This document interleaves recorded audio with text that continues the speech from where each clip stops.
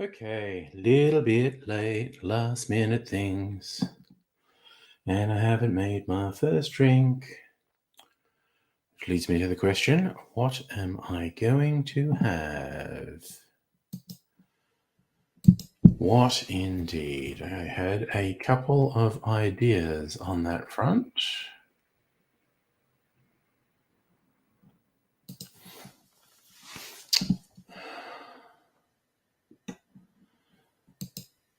It's a kind of complicated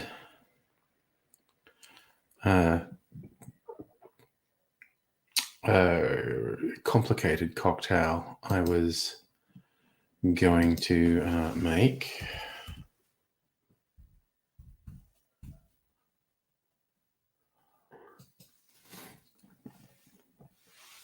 Called the birthday or l'anniversaire. I think I'll just stick with the birthday.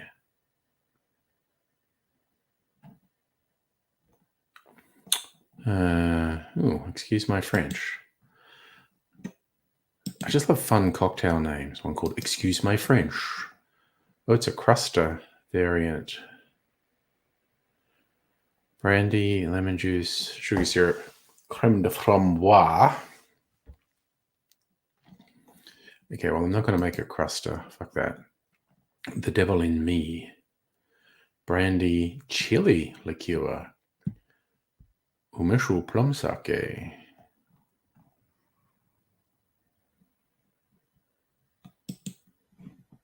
I'm not going to make that one either. Oh, thank you. There's an AI me and Jeffrey Dean Morgan. I need to open the Discord. Yeah, boy.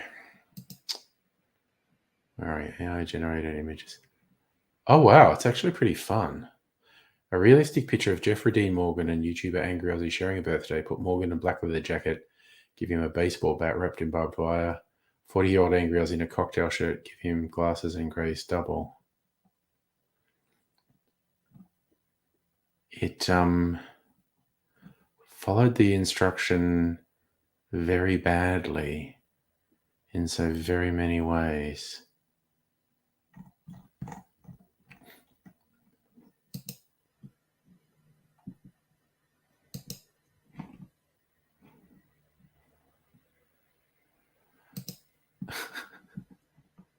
Or maybe I'll save them and I've seen them and they fascinate me. I might share them when there's more people on the stream. The first one I think looks the most like Jeffrey Dean Morgan, but the person with him, I don't know, looks like Timothy Oliphant.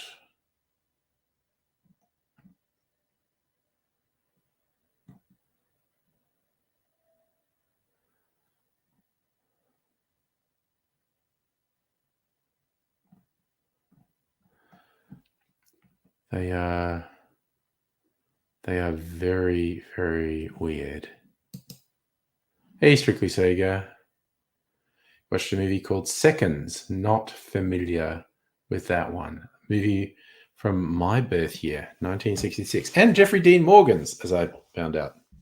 It's his birthday today, just a couple of days after me. Right.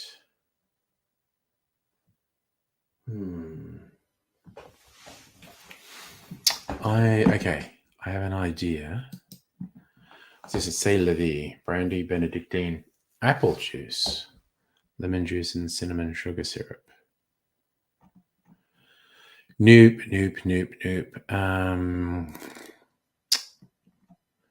Cocktail builder?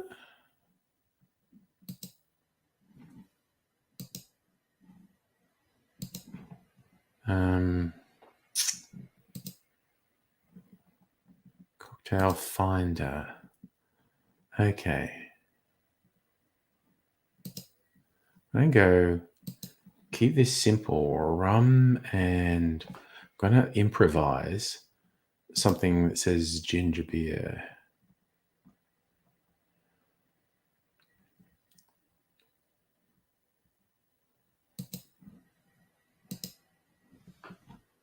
$11 cocktails. Okay. A highball, a dark and stormy, of course.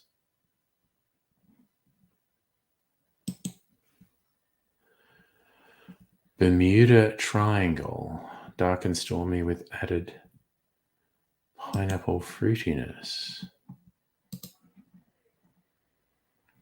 Rum, lime juice, sugar syrup, and bitters.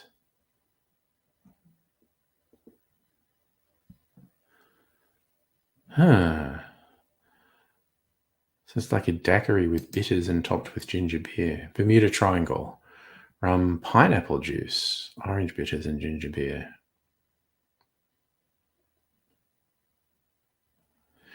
I'm going to make a rum old-fashioned. As if the movie Strictly Say, banker Arthur Hamilton gets a call from a friend he thought was dead. Friend was faking. Placed into a new existence by a company can give you a new face. Hamilton becomes Tony Wilson, who's Rock Hudson. Well, that's a good-looking body to get transplanted into. Rock Hudson. All right.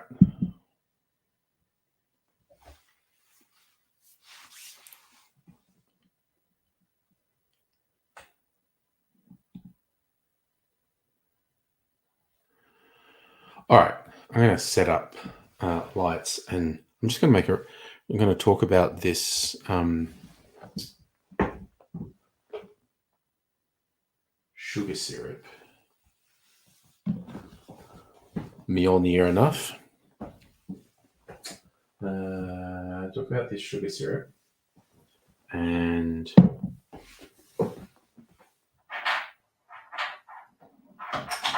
make an old fashioned with it.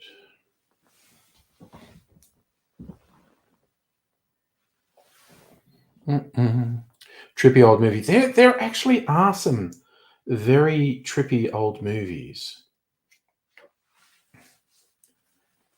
particularly sci-fi, like until Star Wars. I think I just did this back to front. Yes, I did. Until Star Wars, it's like all Hollywood sci-fi movies were fucking bleak. I mean, not the really old ones, but stuff that was getting done in the 70s until Star Wars came along was so fucking bleak.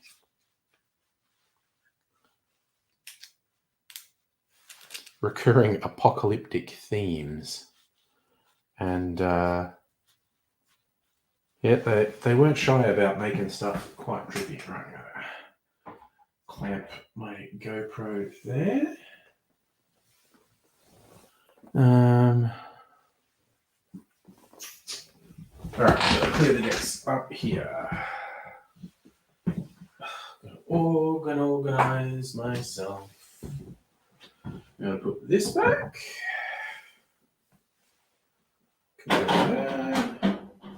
Single malt whiskey. Put this back down here with the brandies.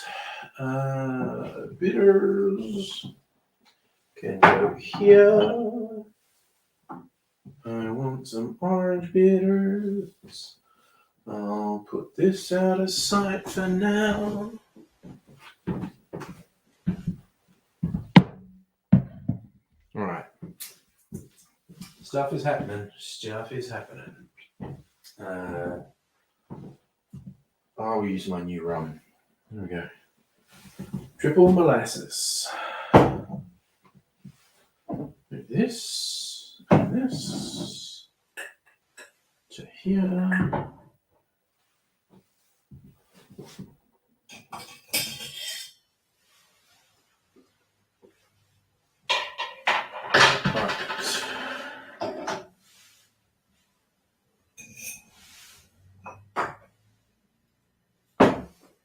Okay. orange bitters, that's actually all I need. Time to set up my camera and light. So, I'm going to get my chair out of the way. Precious little working space here. Put the camera where the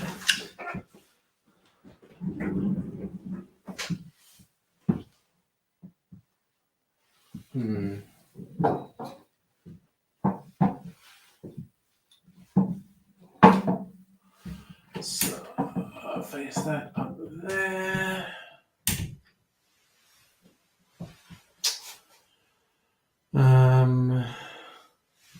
Right, bring the camera in here.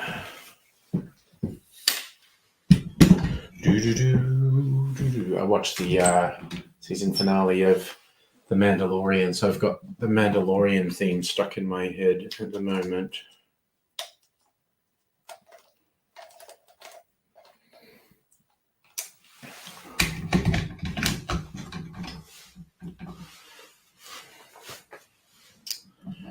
Right. So we're getting there.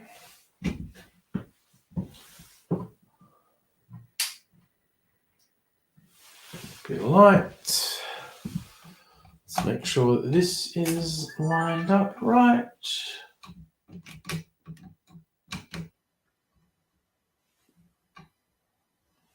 That looks all good in the hood. Hey Ellie, how's it going?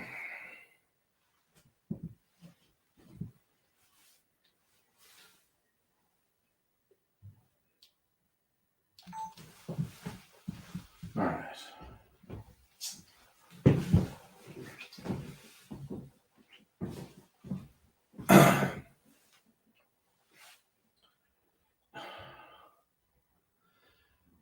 G'day cocktail lovers. If you've been watching my channel regularly, you may have seen my recent video where I tasted some nasty things that are not beverages I would usually drink. And one was a fruity beer, which, unsurprising to me, I did not like at all. I thought, I don't really want to waste this. I could have drunk it, I suppose, because it was inoffensive. It just wasn't nice. But I thought, oh no, you can make some syrup with beer, like an alternate to simple syrup, to put an interesting flavor. And I thought, this is a bit fruity. This would probably make a good syrup. So that's what I went ahead and did. Pretty simple stuff. Like I just measured out the beer. There's like 200 mils of the beer. I added 200 grams of sugar in it. I used, I don't remember if I did do this. All right, I'll edit this out.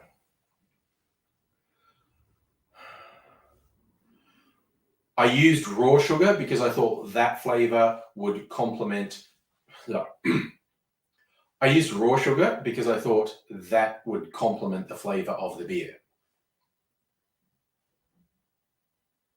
So it was 200 mils of beer in a saucepan. I added 200 grams of sugar, just a low simmer, just warm enough to help me dissolve the sugar. And that was it.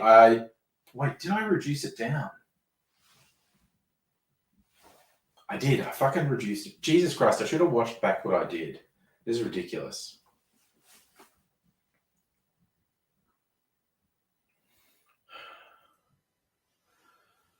I put the beer into a saucepan to simmer, and I wanted to reduce that down to about half as much as was in there. And then I added an equal amount of sugar in there and dissolved that.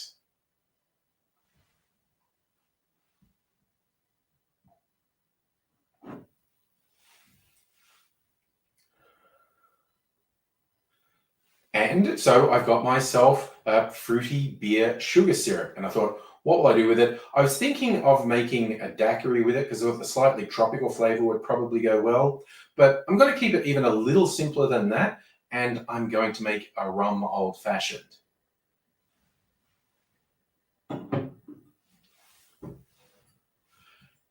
This is also an excuse to use the latest rum I've got. This is from the Sydney distillery Archie Rose. Call this triple molasses rum. And their description is, it celebrates 3 types of molasses. The They describe this. It celebrates the 3 types of molasses, which is the base material of rum. There's high test B and raw liqueur molasses. Sustainable New South Wales. Actually, this is all boring. As the name suggests, triple molasses rum actually has 3 different. As the name suggests, triple molasses rum actually has 3 different types of molasses as its base. And I've had a little taste, and it's quite nice. So I'm going to use it to make an old-fashioned with the syrup.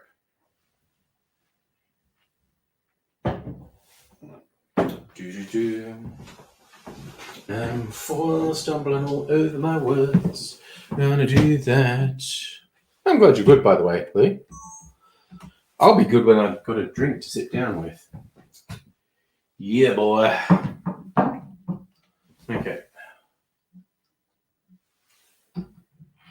Oh, that did turn on. Didn't it? Yes. Right, you go in the middle. Okay. That's pretty good. We started the recording. Okay.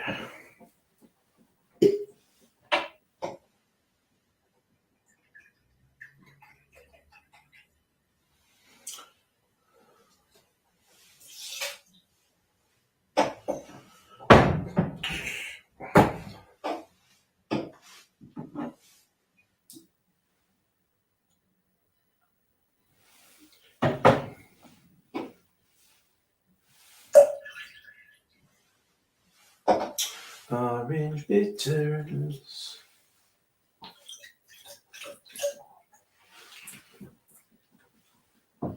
And we add ice baby.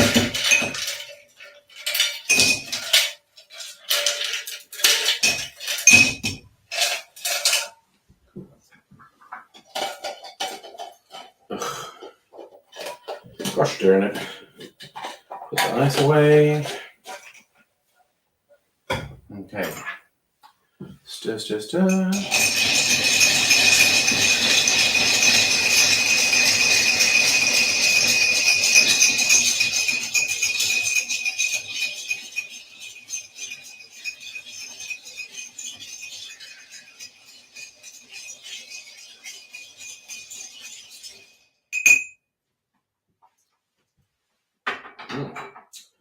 Okay.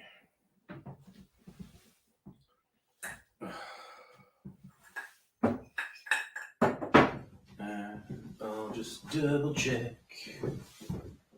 How's that looking? Should go about there.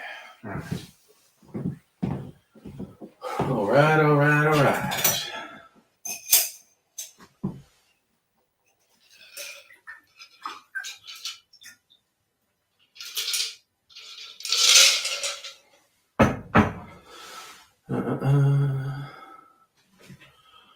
Oh, god damn it, did I leave my peeler out there? Fuck. What a fuck. Fuck, alright. Alright, just gonna swear a few more times. Be back in a second.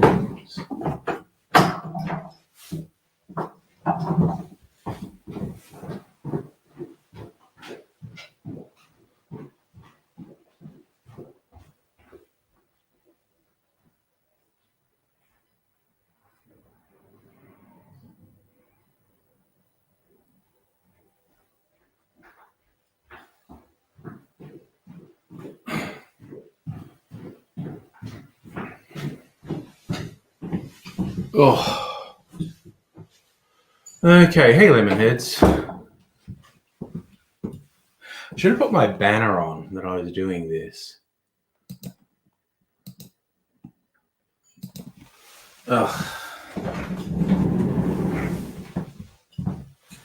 Alright, probably should have stopped the GoPro, but fuck it. We're here now.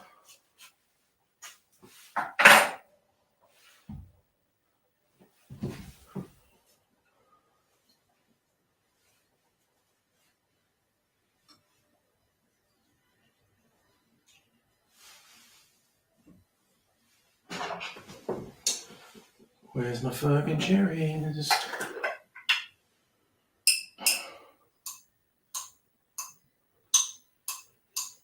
Okay, I'm gonna need it. Oh, I got one.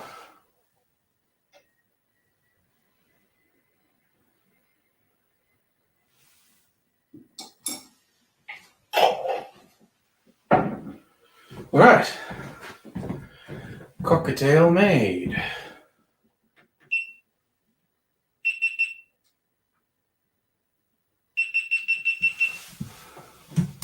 GoPro sure likes to beep a lot. Dun, dun, dun, dun. Some of it was begin with elegant, yet quite tricky. All right, recording.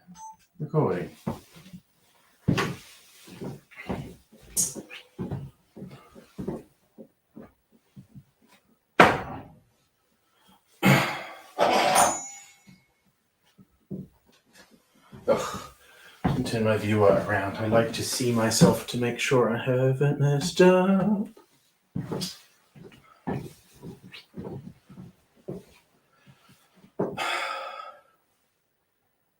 Keeping this old-fashioned pretty simple, in a mixing glass, adding 2 to 2.5 ounces of rum, then about 10 mils, or say 2 bar spoons of the sugar syrup, and then a couple of dashes of orange bitters. Then add ice to the glass, stir that for up to 25-30 seconds to get it chilled and diluted, and then I'm pouring that into a rocks glass over a big chunk of ice, and my favorite garnishes, a twist of orange peel, and a maraschino cherry on a skewer.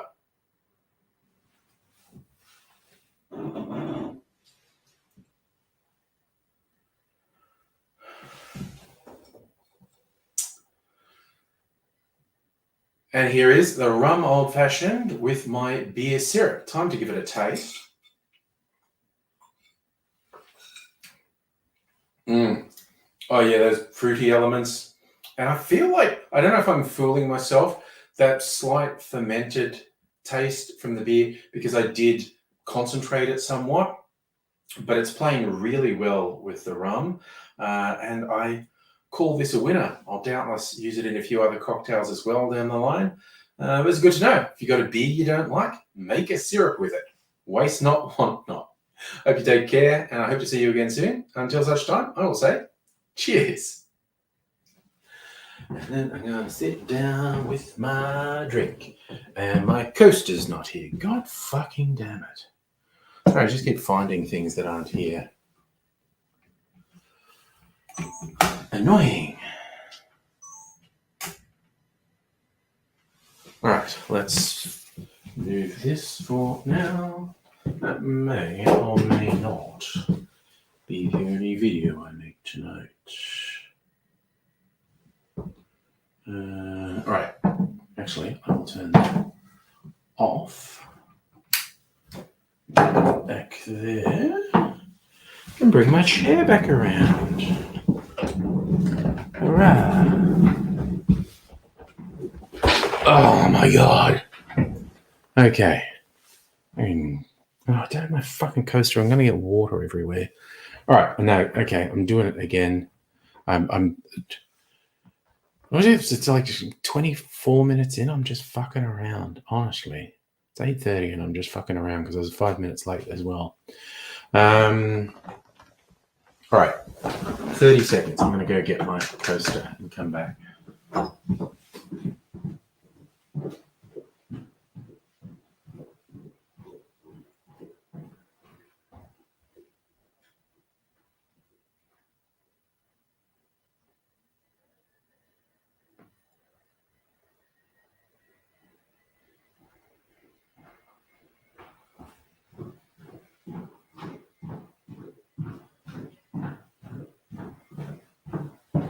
All right, now I'm just going to fucking sit down for a while.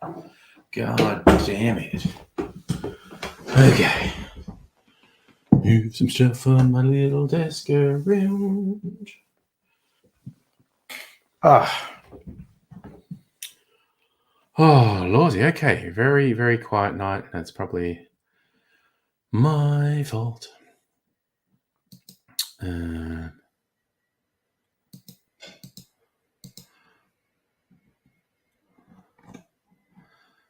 Just thought of an experiment, actually. Because previously, if I started playing Red Dead, it was fucking up my stream. But there was always other people online, and they're not here anymore. So maybe I can do it without fucking up the stream. Well, it's an experiment. We'll see. I need to get rid of that banner. I'm not shooting a video anymore. Do do do do do do do do do.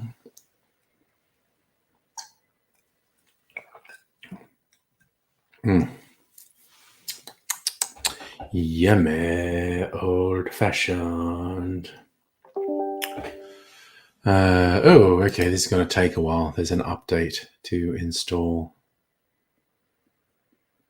That's okay. Well, maybe I'll just do the... Yes, I already said it could make changes to my device.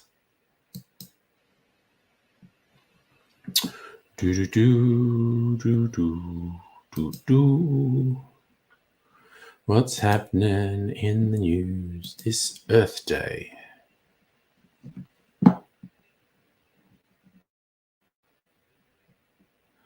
SS Montevideo Maru shipwreck found 81 years after Australia's worst maritime disaster. Nearly 1,000 Australians died in that wreck. Wowzers, that is a lot of people to lose in one ship.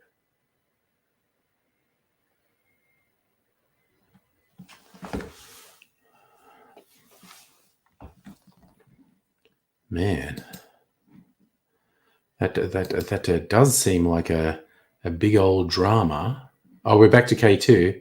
Hey, Dr. Abigail, how you doing?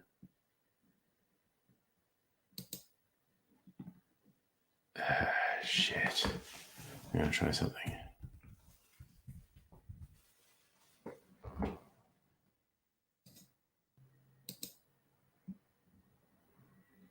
I did remember my password. Fucking go me.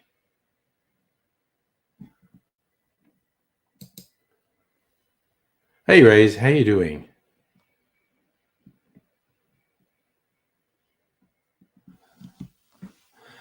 Oh, dear. Sorry, the references are popping up all over the place. Hugo chicken. Hello, Polos. What's the chicken restaurant called in Breaking Bad? Los Polos Hermanos?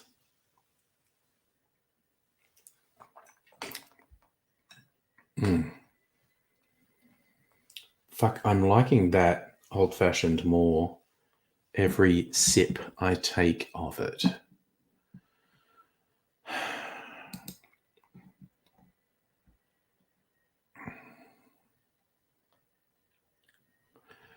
So brandy, Drambuie, Italian aged vermouth.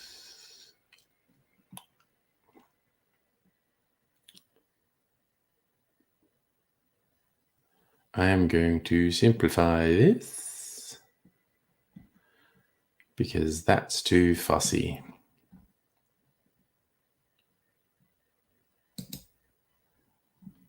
1 2/3. I'm just going to say 1.5 and half bar spoon.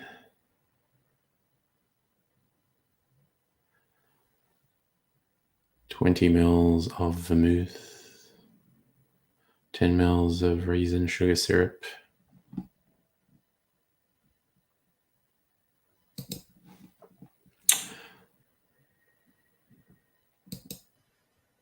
The Chicken Brothers, Los Polos Hermanos, yes.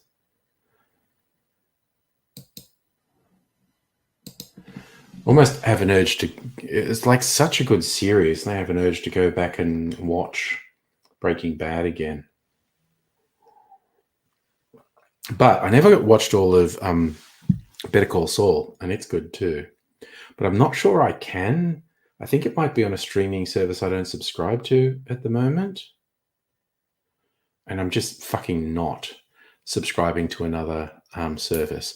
I occasionally see ads.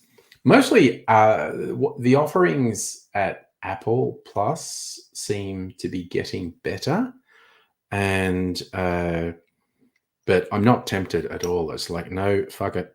That just means it's a show I'm not going to watch, because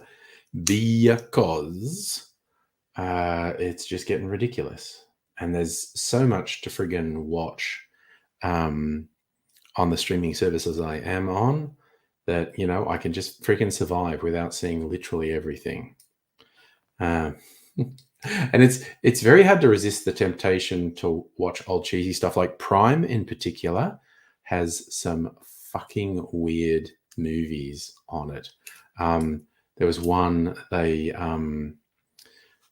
sort of showed up on a featured thing. It's like a 70s or 80s Conan the Barbarian knockoff called Gore, Gor. And I was like, oh man, I feel like I have to watch that. Lemonheads, I mean, yeah, committing to sit through a movie is the whole thing. I also thought Banshees of Inisherin was great. It was fucking weirder than I thought it was going to be, but just the wonderful Irishness of it.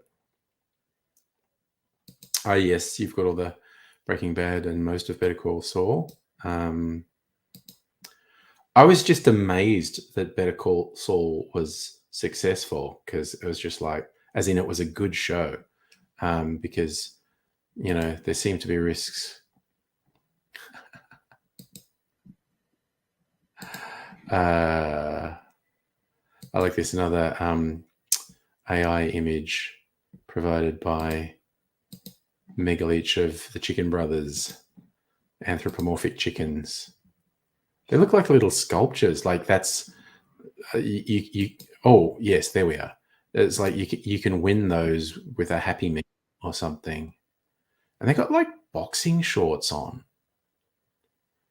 That's quite fascinating.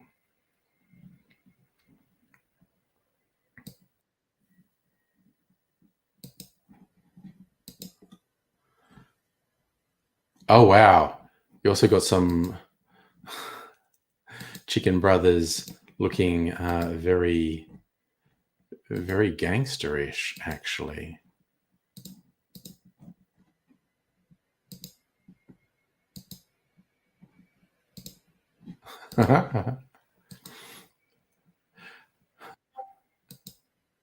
Limited. The plot of Banshees of Inisherin is like life on a small island off the coast of Ireland, set when the Civil War is happening. And everyone on the island is a bit goddamn weird, honestly. And it centers around two lifelong friends, where one of them decides, for rather oblique reasons, he doesn't want to be friends anymore. And the other one is trying to understand what has happened.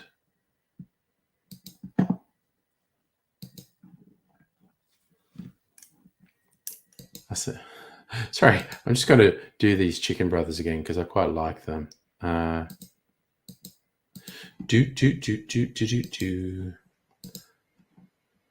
This one's a bit noirish. Mood lighting a bit on that one.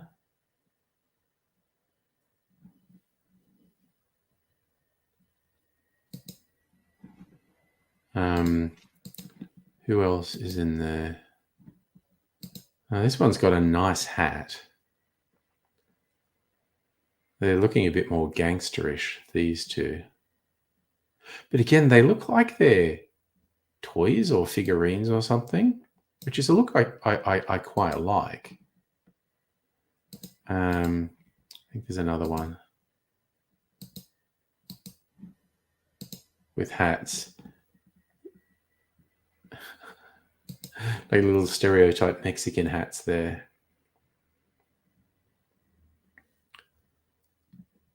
Quite moody, those ones. Like it. And yes, Lemonheads, I agree. Brendan Gleeson is fantastic. He's very good in The Guard. And of course, Brendan Gleeson and Colin Farrell in Bruges I quite like that movie. Extremely different to the Banshees of Inisherin. Extremely different. I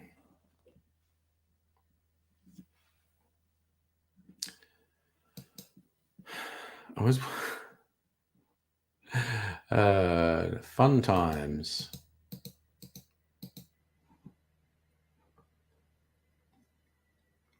I haven't seen Paddington 2. I've heard a lot of people say it's good. I've seen most of Paddington. I did sit through the whole thing, but haven't seen Paddington 2. Maybe it's Paddington 2 I saw bits of. I don't know. I saw bits of one. Maybe I saw bits of both of them. I don't know. I didn't sit down and watch the whole movie anyway.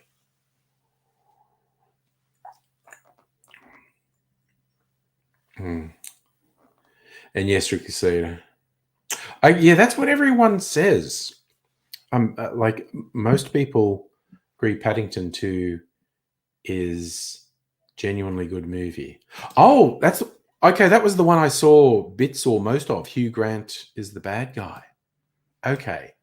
Maybe I saw one as well. I don't know. Didn't really commit them to it, but I do remember I did watch the one where Hugh Grant's the bad guy. So it's 2. There you go.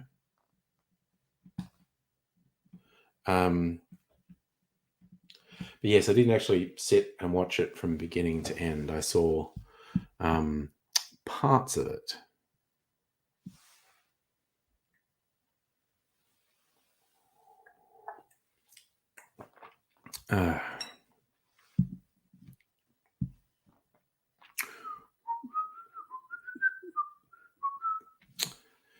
Hugh Grant elevator. I actually like Hugh Grant in Guy Ritchie movies too.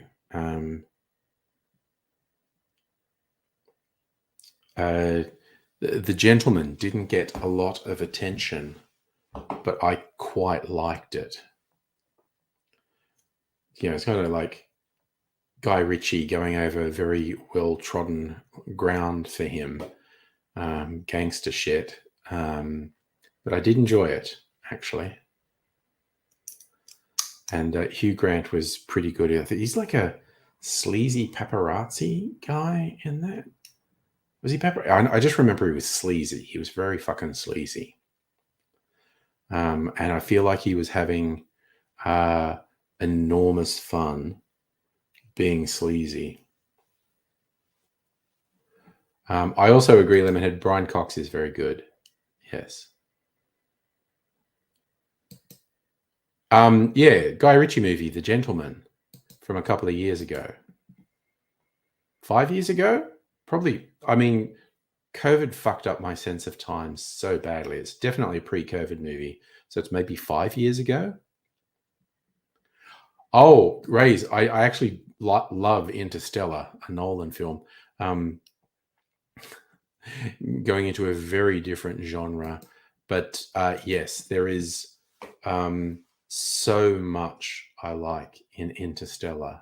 I think that's a very good movie and very emotional at various points. Yes, Strictly Sega, the dude from Sons of Anarchy, was in The Gentleman as well. Yeah, it didn't get a lot of attention, but I quite liked it. Oh, God, now we're going old school. That's one of my top 3 movies with Nolan one of my all-time favorites. Very dark comedy from late 80s, early 90s.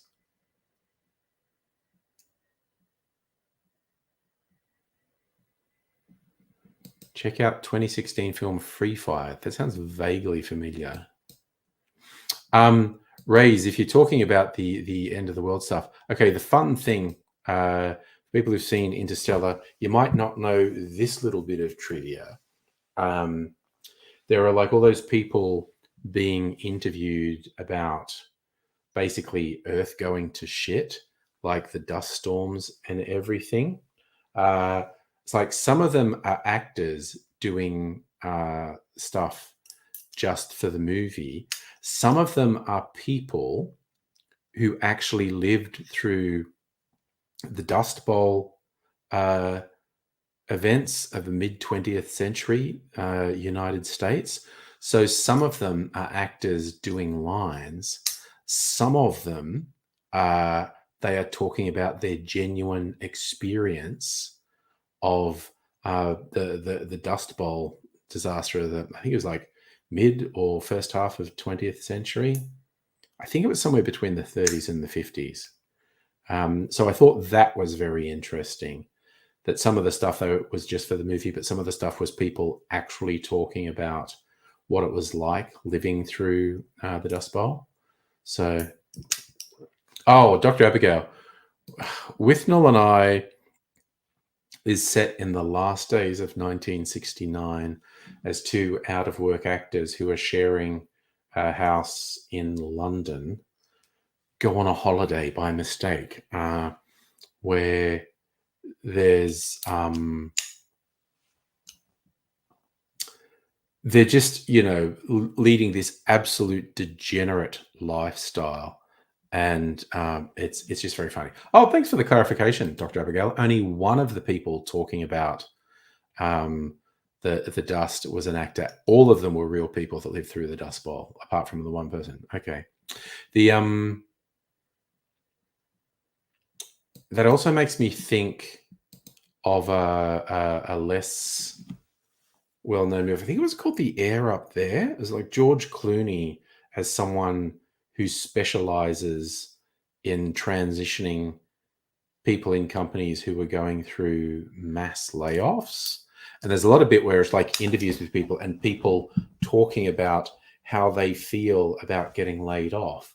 And again, only half of them are actors and half of them are real people who went through this and are talking about their real experience of being laid off in like a mass layoff.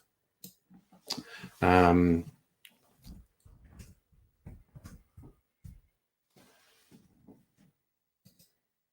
The Air Up There was a fucking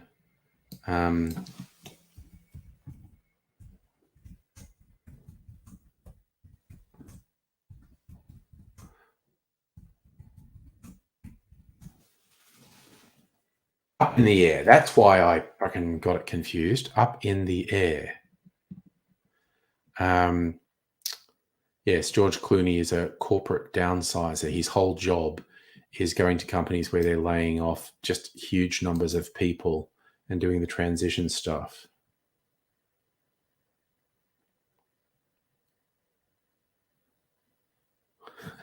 Lemonheads. I did enjoy Pee-wee's Big Adventure. It was good. Rays, I did watch Top Gun 2. It was entertaining and every bit as gay as Top Gun 1, as promised. So, instead of shirtless beach volleyball, they had shirtless beach football. So, that was a fun nod to the first movie. Oh, Lemonheads, I'm not joking about Pee-wee's Big Adventure either. I actually was the sequel called Big Top Pee-wee? I like that out.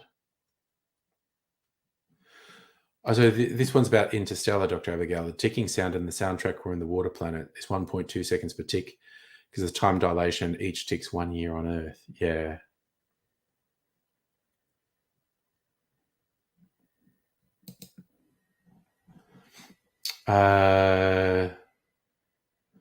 Sorry, Lemonheads. I missed that.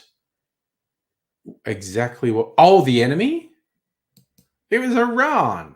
And for some reason, they weren't game to actually say Iran because then it would be a movie about the US doing a preemptive military strike on Iran, which would be a war crime.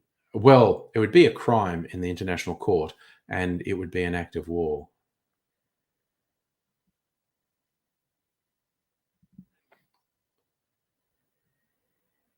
Oh, the ticks were 1 day on Earth. Okay. There you go. It was Iran. It absolutely was. Metaphorically, it was Iran. It absolutely categorically was Iran, the enemy in Top Gun 2. It's not even slightly ambiguous. It was Iran.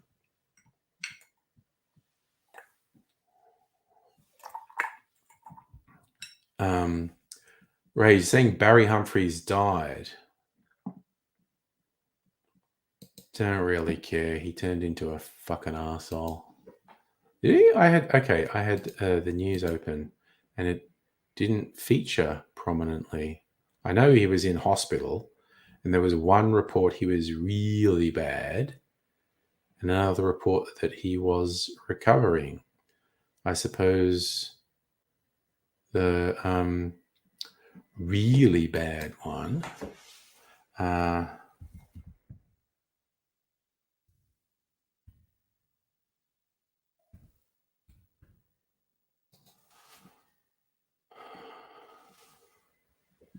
Oh yeah, Barry Humphries died.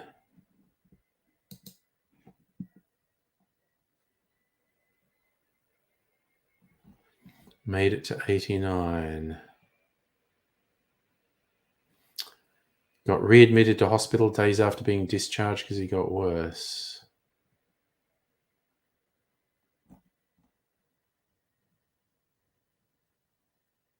He'd been in agony since breaking his hip. So he broke his hip. I was reaching for a book. My foot got caught and down I went.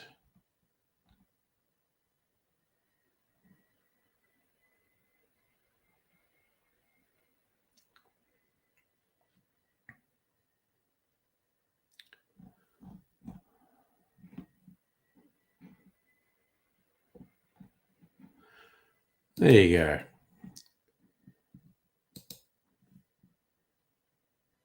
No, you can't fact check it because they never said it. It's just not possible for it to be anything other than Iran. They deliberately didn't say who it was. Oh god, did you rewatch Barry McKenzie? That is such a funny movie. That is, oh god, it's like they were tripping balls when they made that movie. Very, very, very weird.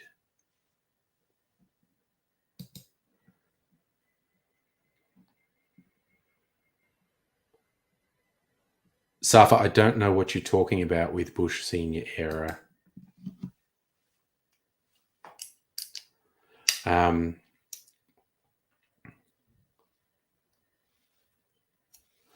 You were in Iran for 3 months, didn't see shit.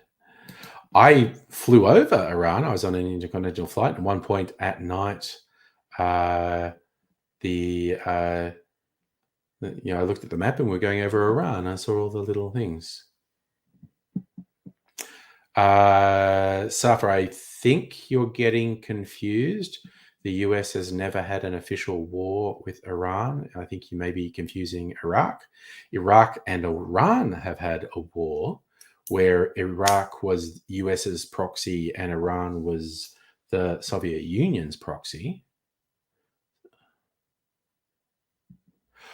Oh, Dr. Abigail going in with a North Korea with the mountains. Actually, I'm now displaying my complete lack of geological and geographic understanding. The mountains made me think Iran. I don't think mountains when I think North Korea. But I'm absolutely betraying my complete lack of geographic and geological knowledge. Yeah, Safa, you're confusing. If you're talking about US in the Middle East, it's Iraq, not Iran. When the US turned on their previous bestie, Saddam Hussein.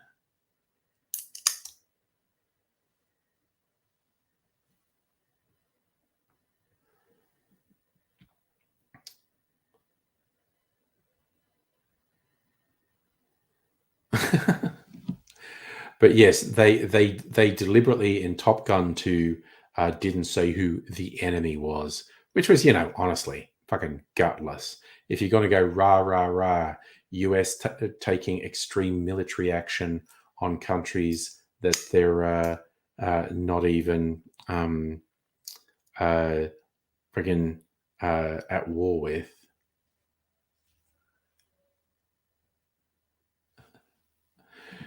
He certainly finished his life hanging around.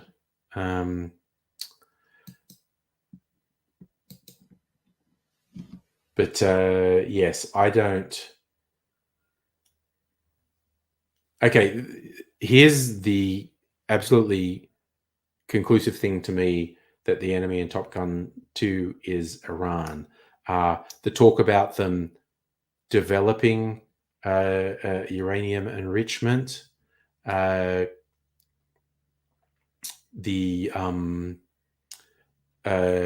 don't think North Korea has to do that. I think they have the facilities.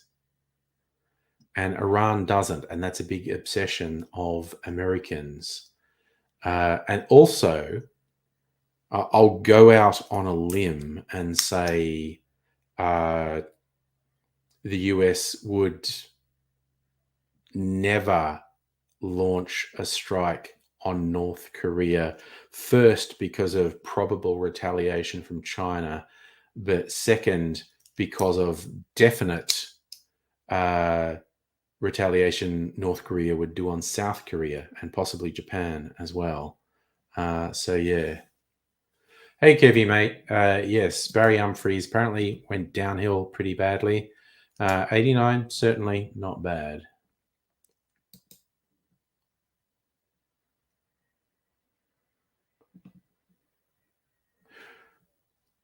Well, yeah, Ray's, but slightly different in as much as you compare Top Gun to Rocky. Rocky explicitly was Russia.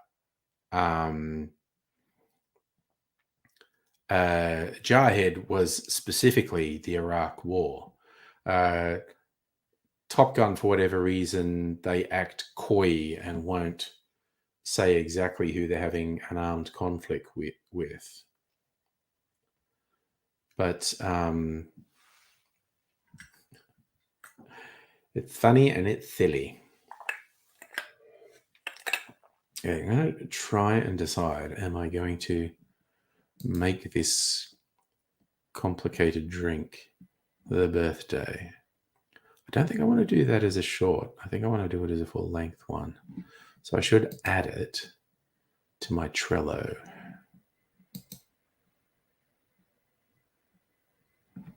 Do I want to do another Trello one? Ooh, it's in there already. Yeah, that's not going to be a short. It's going to be full length. So there you go.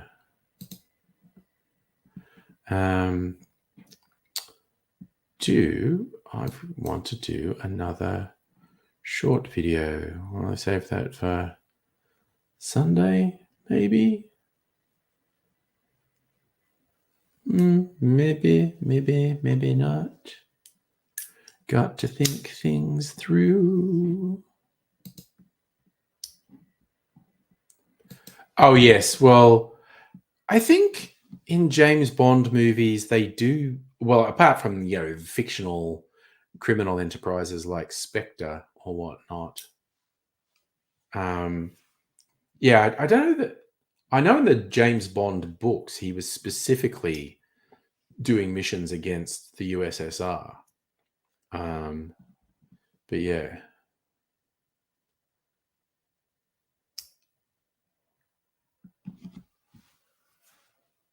Oh no, I am absolutely not mourning Barry Humphries. He turned into a fucking asshole. And he was just, even beyond his transphobia, he was just weird and creepy and conservative. Like years ago, he went on this whole spiel about people shouldn't be swearing at their festival shows. And it's like, shut the fuck up, dude. Honestly.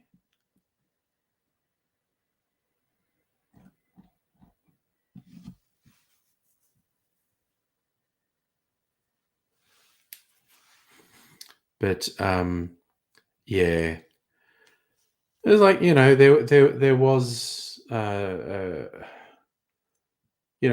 Humphreys did actually have a very interesting career that lasted. I mean, he hasn't been very active for I don't know how long, 10 years, 20 years. Um, but he definitely had like a 40-year career and did a lot, and a lot of what he did um, was actually quite groundbreaking.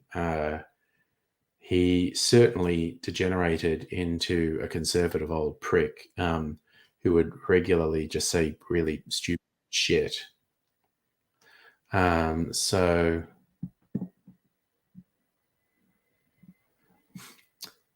yeah, strictly Sega. I don't think Humphreys has done much performing. I could be wrong. In the last 10 or 20 years, yeah. But that's the way it goes, I guess.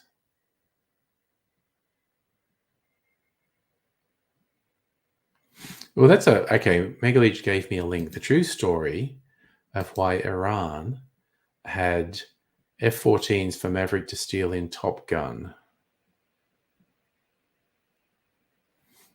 Uh,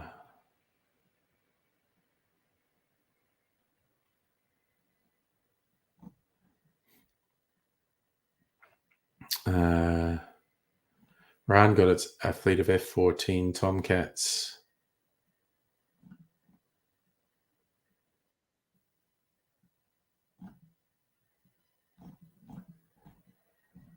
Okay, I'm not even going to read it, but Iran actually has F-14 Tomcats. So there you go.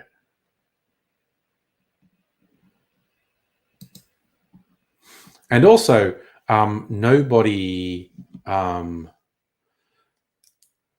talking about possible retaliation for an American strike. No one's going to do anything if the US hits Iran. Hitting North Korea would be very different, though. So, yeah. Well, good for you, Safa. Never get more conservative old age. I feel like I'm in old age and I'm just advocating for billionaires to be put in prison. So,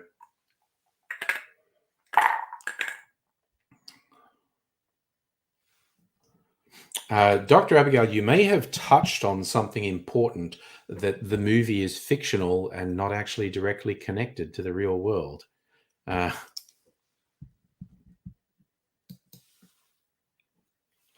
So, and I mean, there's even just the coy thing of, oh, don't say who the enemy is, because that could date the thing. Well, again, we're talking about the attacks. They weren't attacking a city; they were attacking an extremely remote military base.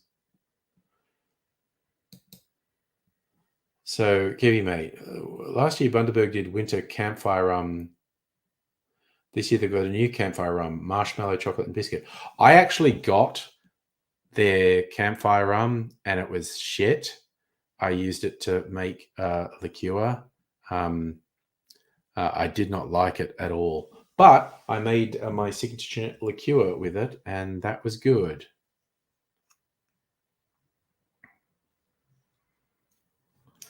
So, look, not saying that if I see a bottle of it on special, I might not get it, because again, if I don't like it, I can use it as a base for another liqueur. Although I have a liqueur. And I might make a cocktail.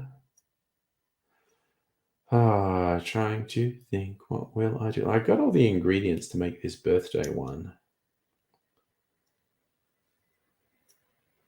You know what? Fuck it. I'm going to make this one called the birthday.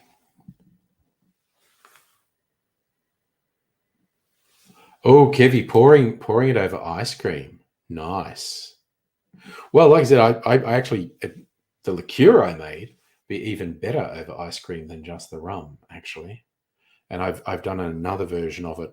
I made one liqueur with a whiskey that was a bit disappointing, and the liqueur was really yummy, so it was a good use of a disappointing whiskey. And I made one with the disappointing rum that's really yummy, and now I just made one that's a split of rum and whiskey, and it's also really yummy. And I am going to make this cocktail where I use it. So I'm going to set that up. New. So, okay. Oh, my little setup. Double checking what? Okay. A coupe. I'm going to put in a coupe. Stumbling over things. Ah, goodness me.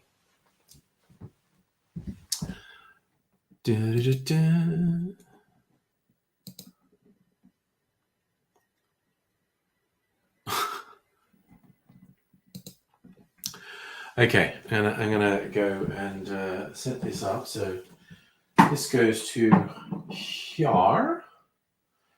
Okay, so this is another stirred cocktail. Put my camera here.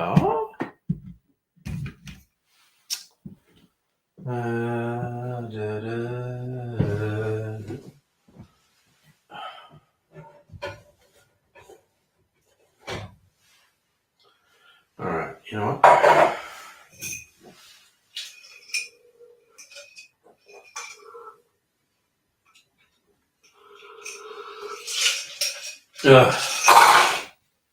I'm gonna reuse that ice. Okay, so this is complicated, and I need to get all the bits.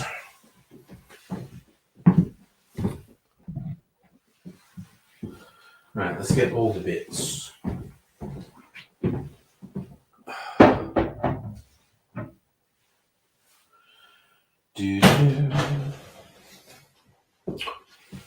Wait, where? Oh, there's my liqueur. All right.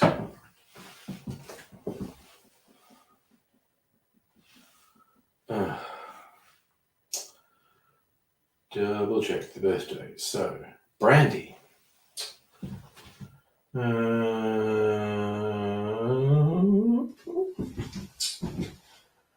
Which brandy will I use? Hennessy. Got some Hennessy. Bitter red liqueur. Which is in here.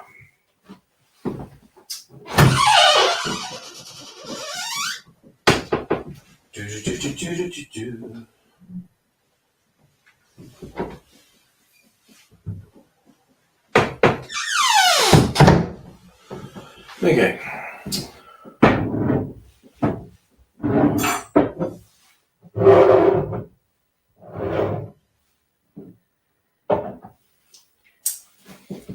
Okay.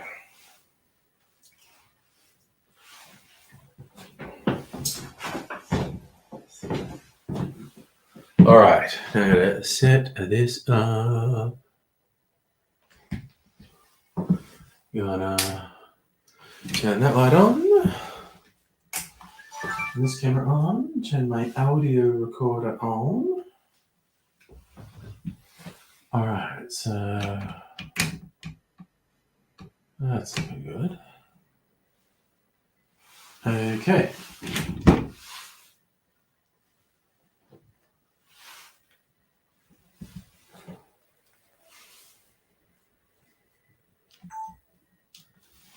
Yeah.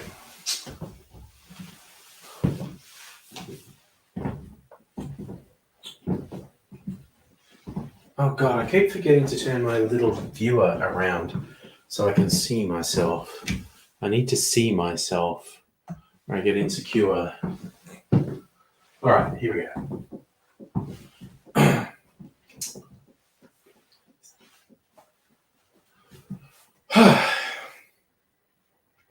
G'day, cocktail lovers. I stumbled across a really interesting sounding cocktail called the birthday, or the French name was l'anniversaire or something. My French pronunciation, not the best, so I'll stick with the birthday. And it was a very interesting collection of ingredients. But what really caught my eye is because it would let me use a few things that I have that I don't get to use all that much in cocktails.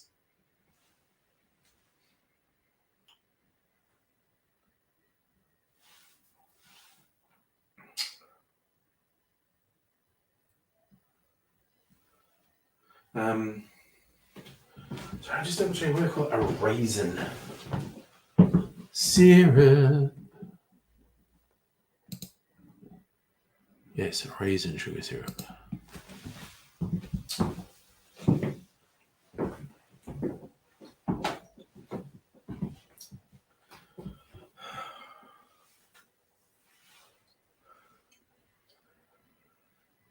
The default collection of gas. The default collection of ingredients for the cocktail are cognac, Drambuie, Campari, and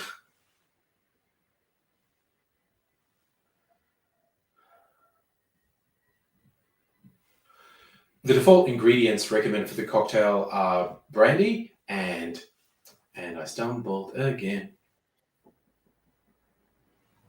The default ingredients recommended for the cocktail are brandy and Drambuie and why can I not remember these things?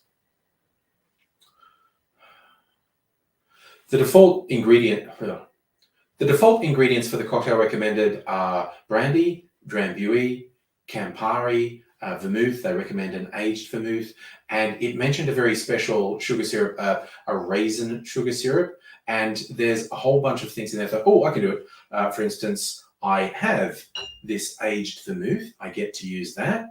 Anyone who knows me knows I don't like Campari, even 5 mils. But I do have this local substitute, St. Felix. They call it bitter citrus aperitivo. It has a nice amount of bitterness for me, not as overpowering as Campari.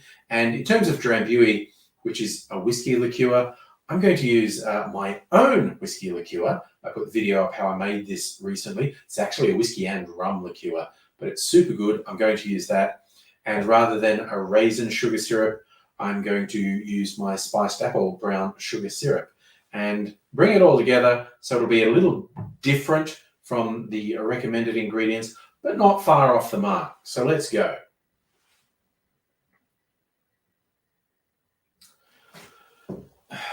Okay.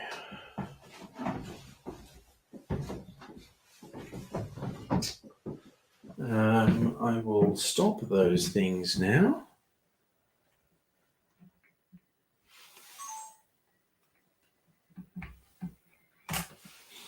Let me see. Got to do the close-ups. Shazam, y'all.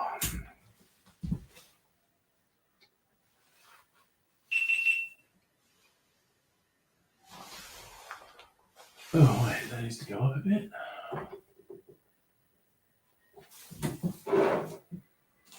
There we go. Yeah. I'm watching all them bad guys 24 hours a day.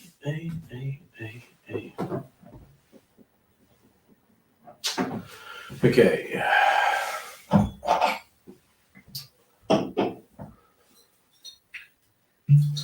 There we go with our cognac.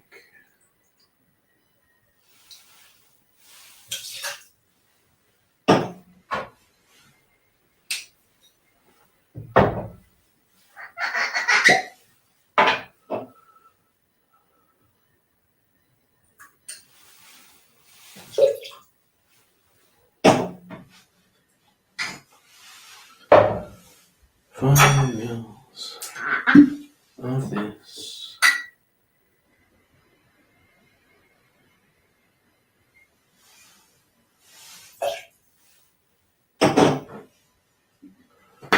ugh.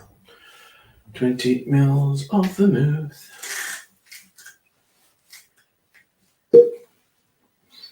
right.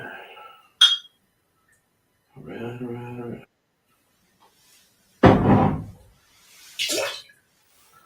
And finally, get back in there, cork. Sugar syrup, 10 mils.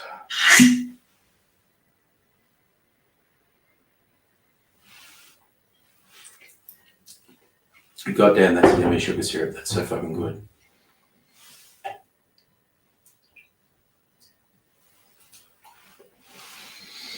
Okay. We add ice. Add some more ice. Oops. Alright, all the ice. Alright. Adding all the ice. And stirring.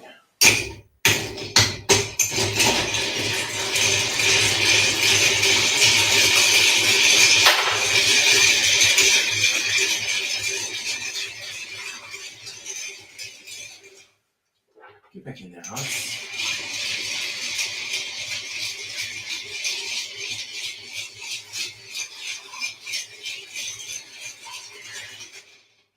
Alright. Well, that's tasting pretty fucking good. There's my coupe. Like this coupe.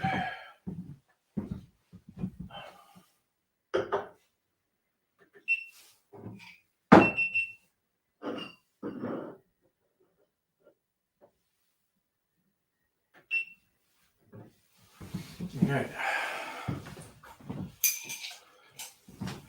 And you strain in. Oh, it's nice. Nice blue color. Okay. Clean shit up. That goes off. This goes back here.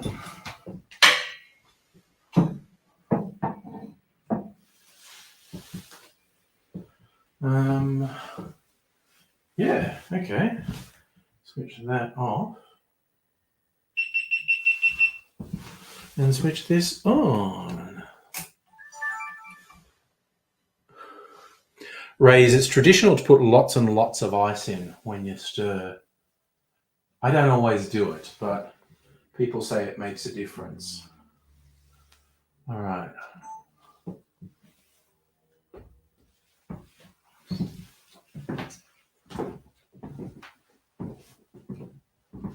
Oh God, I forgot to turn that thing around again.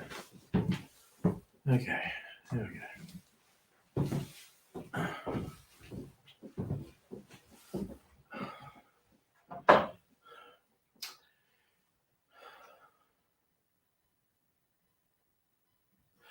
In our mixing glass, we put 50 mils of. In our mixing glass, we put 50 mils or about 1 2/3 ounces of brandy, and then 10 mils or 1/3 of an ounce of our liqueur, and then just a bar spoon around 5 mils of the bitter red liqueur, then 20 mils or 2/3 of an ounce of aged vermouth, and round that up with 10 mils, 1/3 of an ounce, about 2 bar spoons of your brown sugar syrup.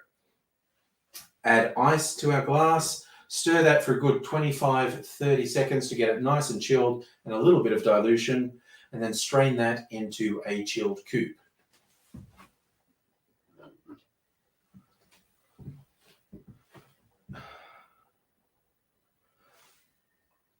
I actually discovered this recipe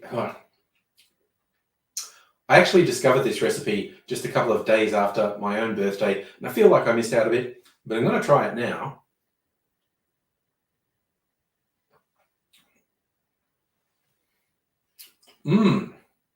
This is almost like a sweeter than usual Manhattan. That little bit of the bitter aperitivo helps stop it from being too sweet, and that rich brown sugar syrup is sitting underneath everything. It's actually really quite well balanced. I think I'm going to be trying this one more than once. Who knows if you have a birthday coming up? I don't think you need to wait for a birthday to try this because it's a very interesting drink. Maybe give it a go. The birthday. Cheers. All right, now I'm not making any more videos. I'm going to settle down. Settle down. Settle down, lad. Settle down. This is actually a really tasty drink. I'll just switch a couple things if.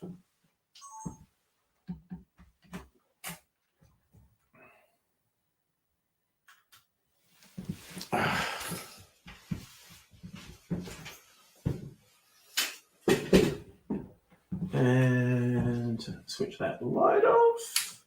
Don't need that much light. I'll just bring my chair back around. And it's on like Donkey Kong. All right. Here we go, here we go, here we go, here we go.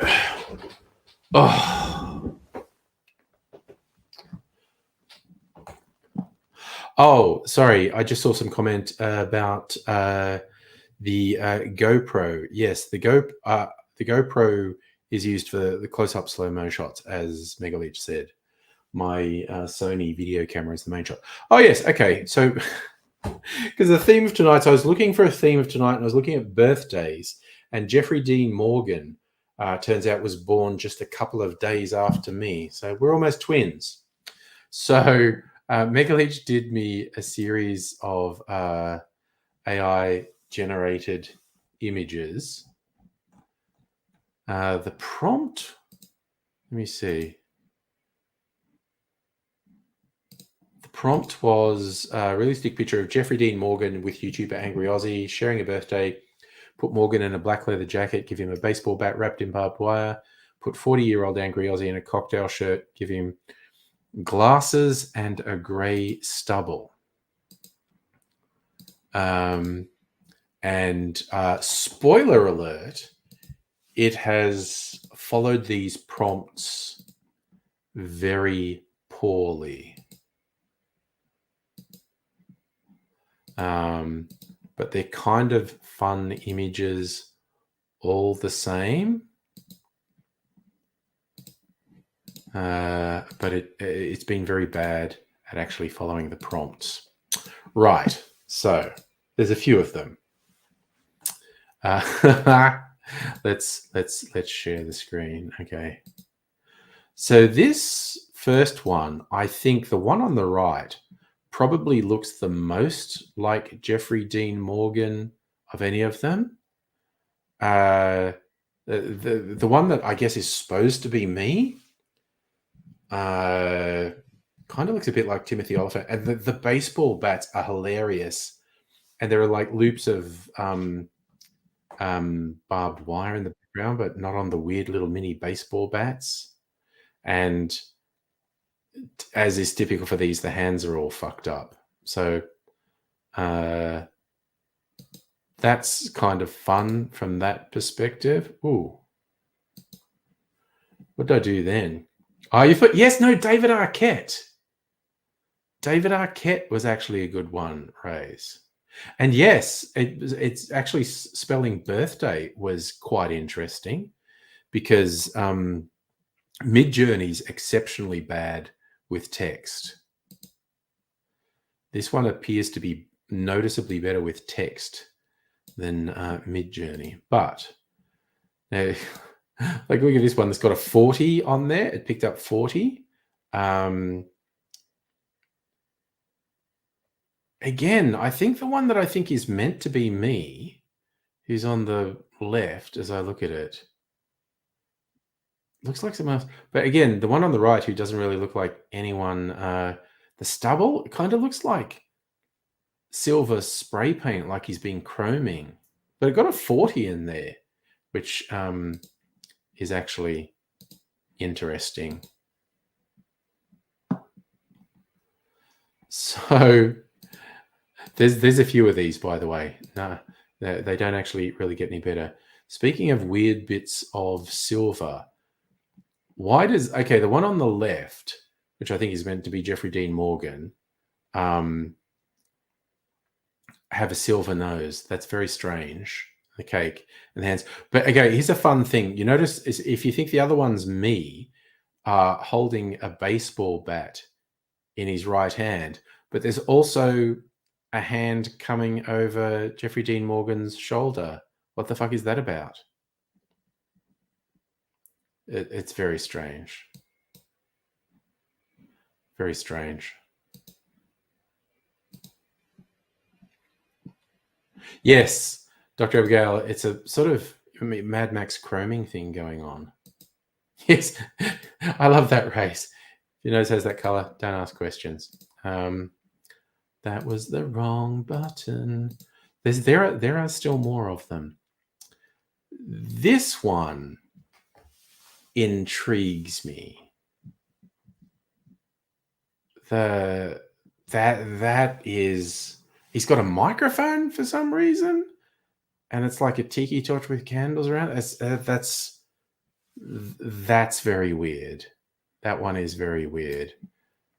Slightly intriguing in its weirdness, honestly.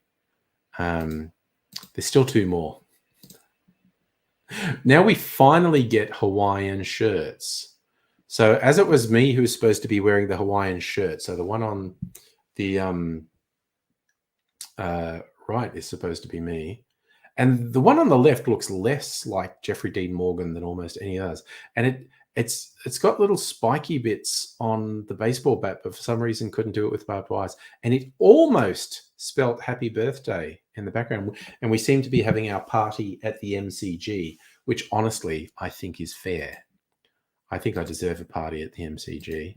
And there's one more.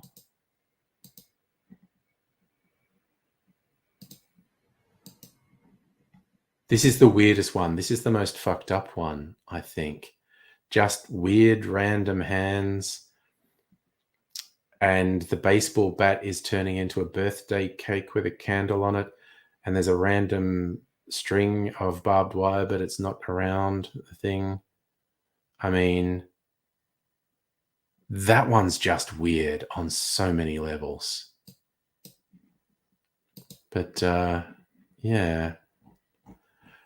But Megalich also continued his duty of illustrating topics of conversation that I just want to share.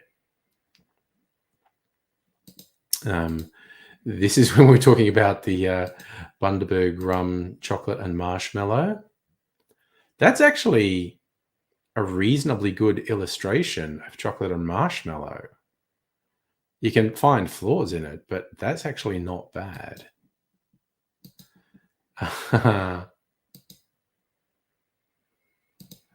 And then there was the Turkish pide with chicken filling. And honestly, kind of nailed it on this one. Although one of them looks like it has teeth. Let me share. Hey, Nog, how's it going?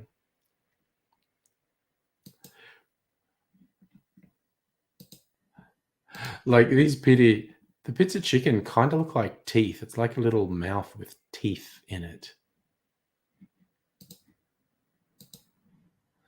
And yeah, I might have to go get some chips to try. That one, that's a pretty good representation of pide with chicken in it. I could go some pide with chicken in it, quite honestly. I am a little bit hungry. Get some chips or something.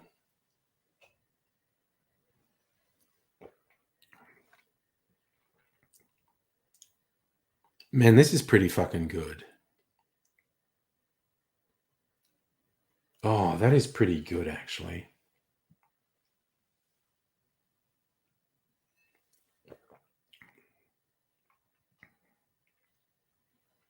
Fuck yeah, no, that's good. That needs to go on the classics list. I love that saying, Doug. It's scran-worthy. Yeah, that was actually pretty appetizing. Yeah, and I'm with you, Megaleech. That actually looked really appetizing, the chicken pide. Are you going to follow Dr. Abigail? Do a prompt of a pide that actually has teeth? No, this is a genuinely good cocktail. I like this.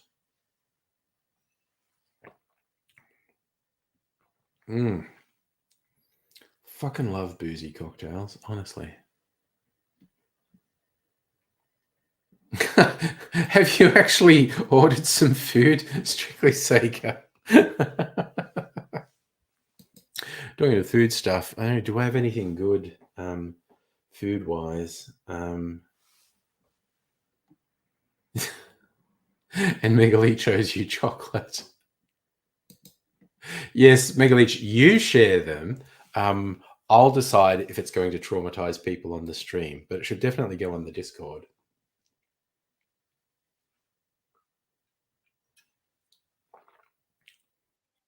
Oh, man, I fucking love discovering a new cocktail that's really good. Strictly Sega, I might have. I was a bit occupied. I actually missed the Pide reference. Holy shit, these are fucking great. No, you definitely needed to share these. These are fucking awesome. Can't wait to share these. Oh my god, they're fucking incredible. They're HR Giga's lunch. Oh my god, they get better.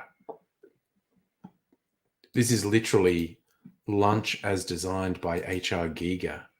Not literally, figuratively.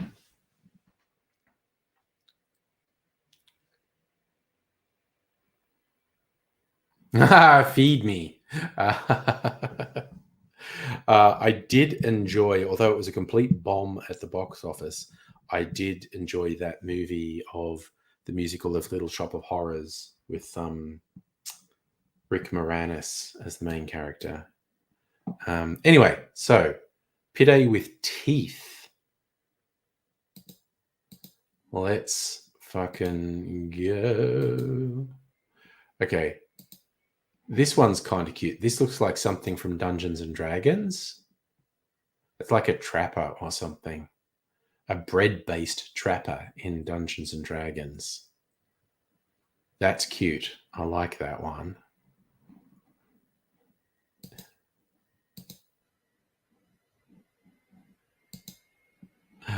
Oh.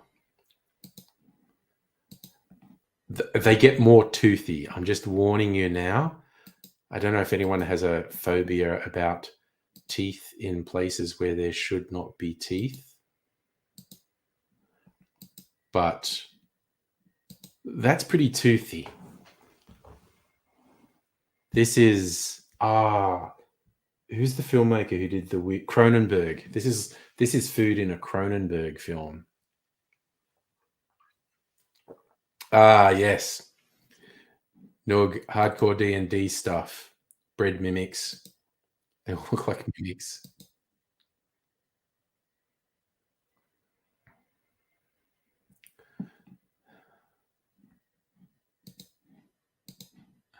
Oh god. Bread mimics. This is just ridiculous. I love them. I love them so much. This one. Oofed. That just and because the bread's like lips, that just reminds me of the people who have little teeth and huge gums when they smile. And that is always just a little bit off-putting. And that is a little bit off. That's a little bit off-putting. And I got one more. This one really reminds me, actually, talking about Little Shop of Horrors. This one really reminds me of Audrey too in Little Shop of Horrors. What's in it? It's like ham inside it as a tongue. That's wild. Oofed. And I got so many Discord beeps. Oh, Jesus. This shit just keeps coming. Yes. Good call. This one from Strictly Sega. These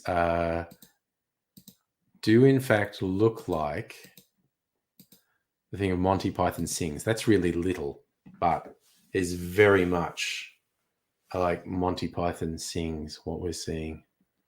I like it. But there's a few more AI generated tooth images. I think there are some people who do have phobias about teeth or little teeth in unexpected places. So, you know, these could upset someone, but I'm going to show them anyway because I'm a bad person. This one's got like little clusters of teeth, which is, that looks like an anemone. I thought, yep, now it's reminding me of something. That looks like a particular sort of sea anemone. And maybe blended with the way octopuses and some squids have the little beaky thing. It's unnatural and dangerous anyway. And I say that in the most positive way possible. What's this one? Again, this one really reminds me of a mimic. A mimic pretending to be a loaf of bread and takes a bite out of you just when you plan to take a bite out of it. That's some very aggressive bread right there. Very aggressive bread.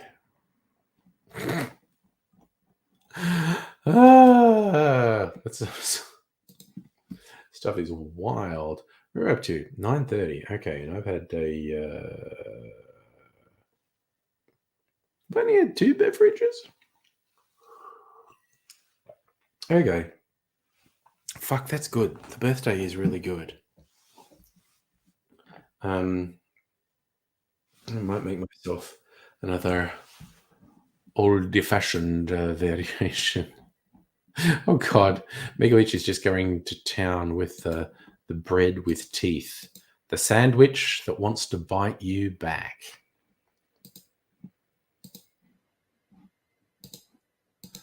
I'm sure a psychoanalyst would have opinions about what this says about a psyche. Look at that. Ugh. That's yep. Okay, that's just a thing. That's what that is. That's a thing. And there is actually one more.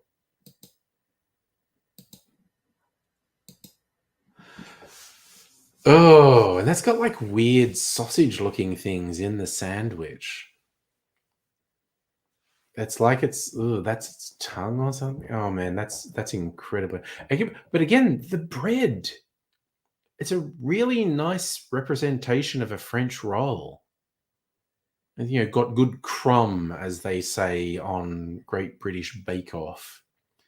Bit more teeth than they like in the Great British Bake Off.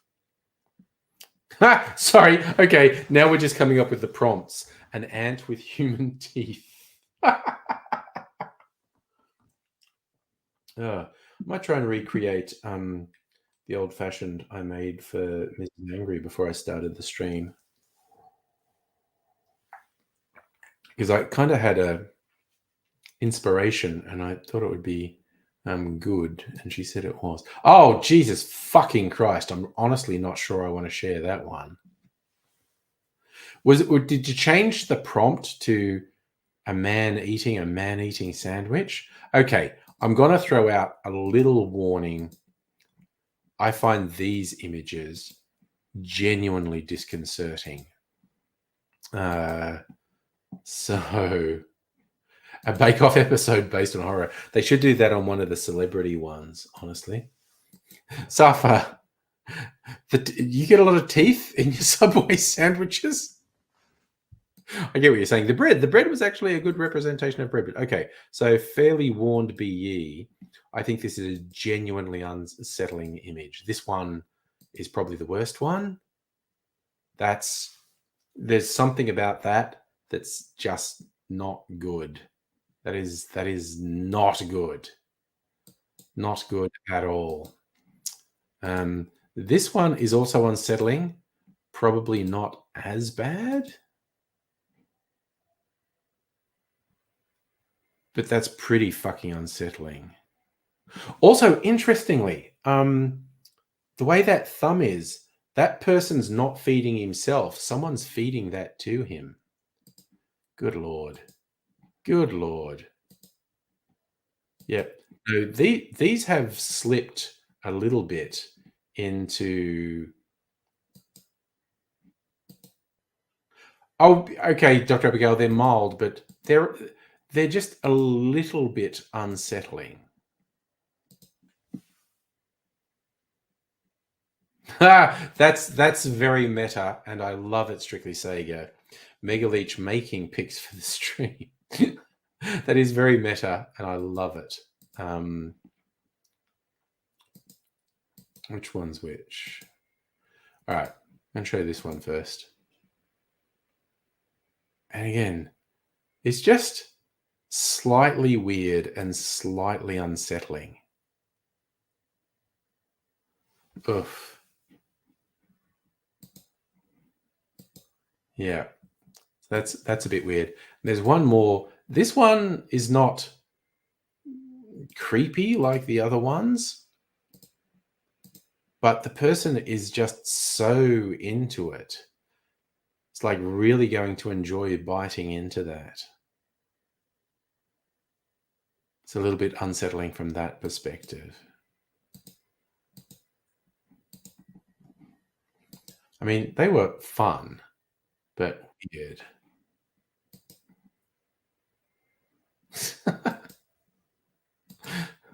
Sorry, we got an ant with human teeth. Oh, good Lord.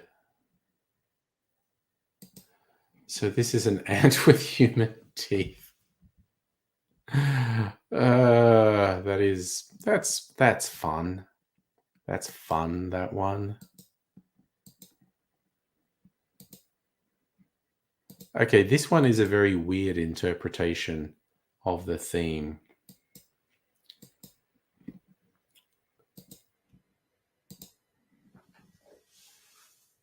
Like a ant with mandibles, but just some buck human teeth in there.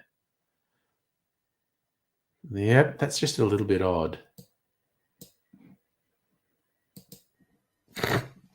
Fun. Okay.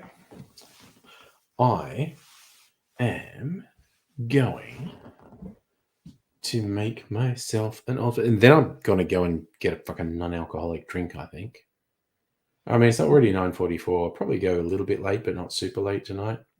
Ooh, more Aussie movies. The Plug. Never heard of it. Okay, I love Aussie crime movies. Have you seen The Square? That's a really enjoyable Australian crime movie. Oh God, Eskimo Nell. That's fucking weird.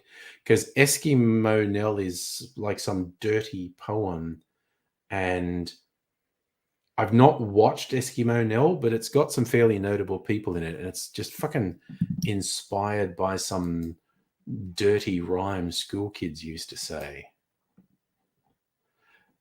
Okay, now the ants with human teeth are getting funnier because they look a bit goofy. And ants with human teeth should look a bit goofy, quite honestly. Which we're just like really milking AI for content on the stream. That's fun. That one's fun. It just looks goofy. It's like a cute, goofy ant. I quite like that. And this next one, possibly goofier. Possibly goofier. That is... That's an ant nerd. That's just fucking funny. Okay. So Square, you're snapping them up on eBay. Yeah, the Square is a good... Oh, another good Aussie crime film. It's got Rachel Griffith and Guy Pearce. It's called The Hard Word. That's That's a kind of different Australian crime film. Oh shit! This one's super goofy. I love it. Oh damn! What? I clicked the wrong fucking thing and I actually closed the window. God damn it!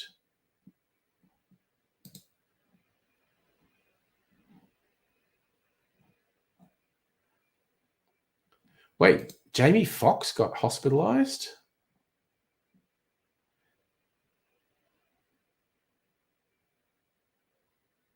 Taken ill, and he got hospitalized, but we don't know any details.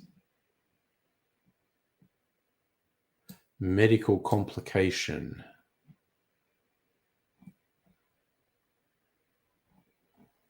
Damn, I wonder what the fuck that is. Could be anything. Could be COVID. COVID complications. All right. What the fuck?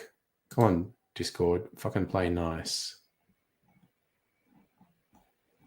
Oh god, we've got super. Oh my god, this is the best one. Sorry, now I've got to share the best goofy ant with human teeth.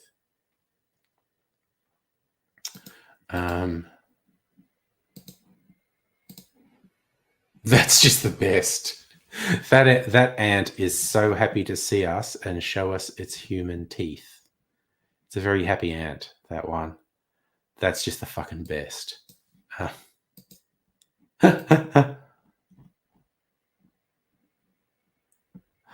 Oh my god, there's one more. This one's pretty good too, honestly. I'll share this one.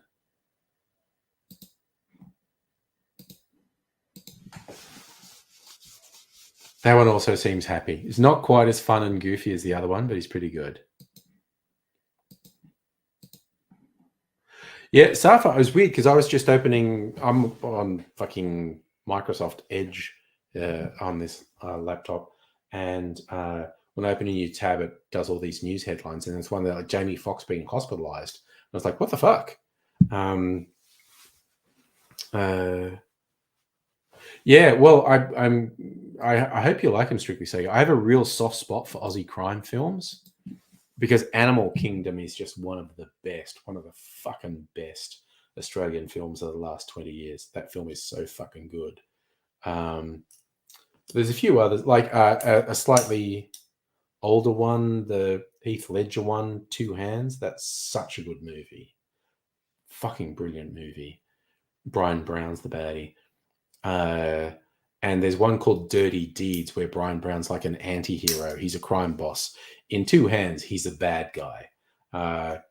In Dirty Deeds, he's an anti-hero. But yeah. Friggin' love Aussie crime films, though.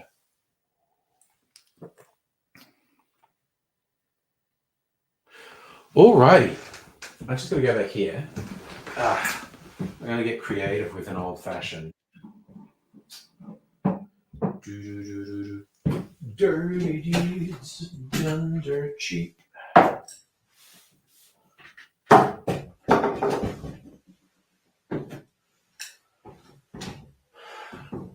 Okay, let's get back here. Back behind the bar.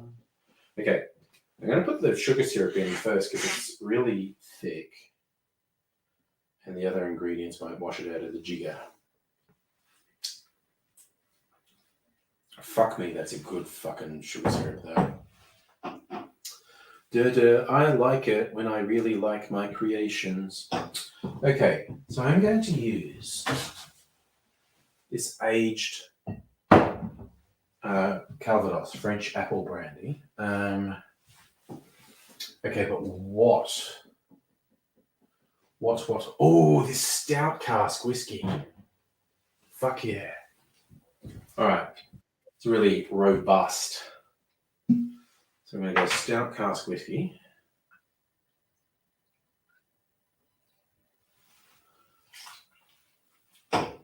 And aged Calvados.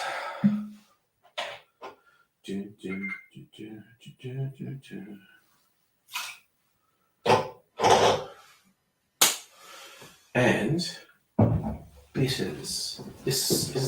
Which one's that? No, that's the. I don't want the bitter. The umami bitters. That's for dirty martinis. Where is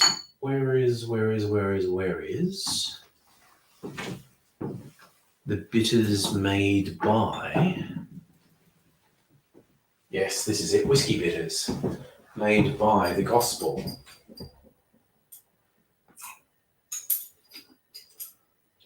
Two dashes. There we go. All right, I'm going to sit down with this. And then, keep me honest, people. The next drink's got to be non-alcoholic. Okay.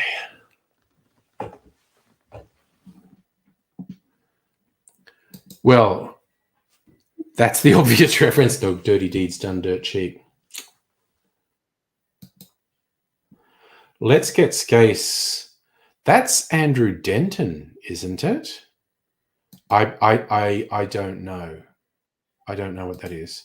Oh, I feel like. Holy shit!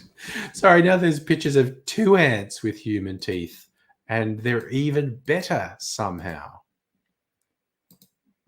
Somehow they're even better. Oh, fucking hell, they're great. They are fucking great. All right. I'm going to build up to the one that I think is the best.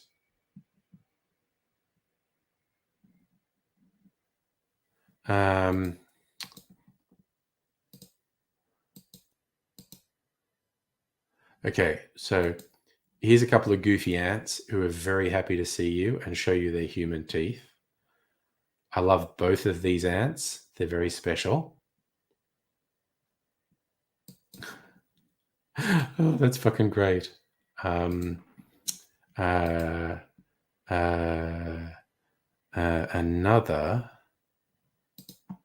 Let's which one I want. These ants also very goofy. I love them. I love them in their very big, very white smiles. That's very good. But I've actually been building up to my favorite of these ones.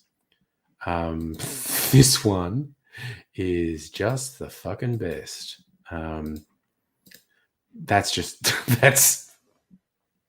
that's just incredible. I fucking love that. That's so fucking funny. That is, oh my God, that's just magic. I fucking love that.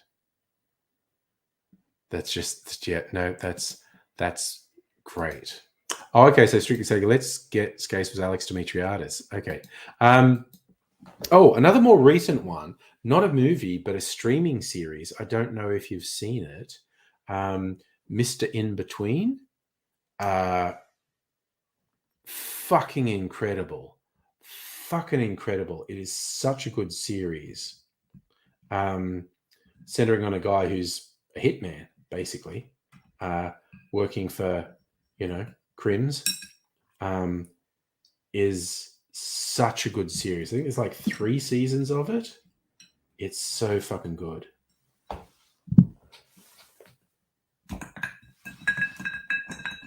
And the weirdest things, the guy who created it, wrote it, and is the lead actor, has never really done anything else. And you look at how good that this show, Mr. In Between, is, and you go, how the fuck has this guy not been in 50 things? How is this the only thing he's done? Because he's not young. And the show is just incredible. So okay, difference of opinion. Megaleap, that was the worst of the 3 for you. I don't know what it is. I just fucking love that one. I thought they were all pretty good, but I really love that one. But that's okay. We all have a subjective experience of the things we see. Strixager, I did not hear about Spotify adding AI songs. Spotify as a company is fucked and evil, and I've said that many times. And, if the CEO of Spotify fell into an open sewer, honestly, the world would be better off.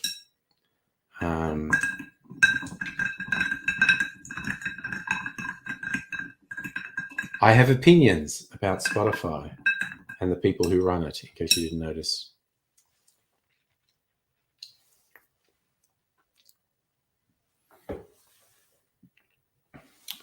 So what's this? They found a trick. They make a song, give it 50 different names, and they don't have to pay themselves. See what I said? Spotify is a fucking evil company.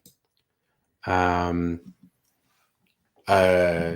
again, the CEO, I think he's the founder of it, but he's a fucking piece of shit. He said so many fucked things over the years. It's just like, no, fuck that guy. Fuck him so hard. Anyway, my experimental old fashioned.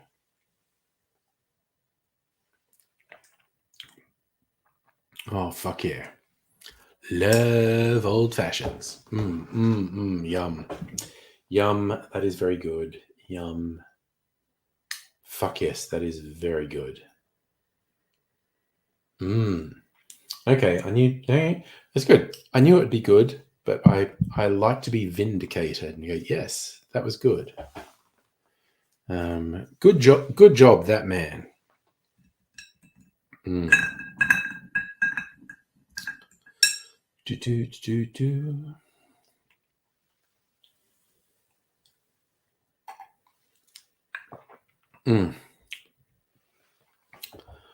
Oh, yum. I'm probably going to go to the Bitters Lab tomorrow with Mrs. Angry. Get me a belated birthday present. There's a couple things I want from the Bitters Lab, and so they're not all necessarily going to be in stock, but I have a couple of alternatives, so I will be able to come up with something. Because it's funny with Mrs. Angry and I, we just get stuff, and because we both say, "What do you want for birthday or Christmas?" And I don't know. I've got everything I want. But Mrs. Angry was feeling a bit guilty, and I was like, "Oh, okay. Well, you can take me to the Bitters Lab." Oh yes, definitely going to the Bitters Lab. What I get is either going to be a book or glassware, depending what's available. There's a book I want, and I don't know if they have it in stock. If I don't get that, I'll get some glassware, and there's two different bits of glassware I have in mind. So either way, get me a birthday present.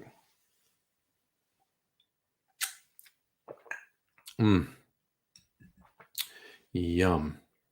So yes, for anyone who doesn't know it, the Bitters Lab have an online store, only Bitters, but the Bitters Lab is for cocktail obsessives like me.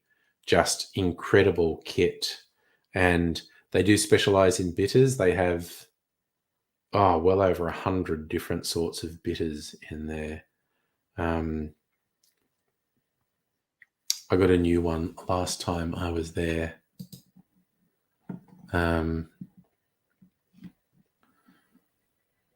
Jesus Christ. Sorry, just where I got thinking that something was coming up on. Oh my God. Something was coming up on the Discord.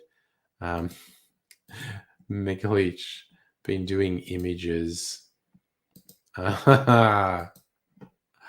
Oh my God. Realistic picture of a cake themed after John Carpenter's The Thing. And seriously, if someone could actually make these cakes, they would do it. Hello, Kirsten. How are you? I'm about to share some pretty messed up images generated with the prompt. Strictly Sega. The meat box chips with sauce, and there's no salad. You're talking about a halal snack pack. No fucking salad in a halal snack pack. The halal snack pack is someone looked at a kebab and said, what if I had that, but it was less healthy? Anyway, okay, I'm going to share these twisted images of cakes inspired by John Carpenter's The Thing. That's a fun one, honestly. He's pretty much on theme quite well. I'm just going to say the next two are actually creepier.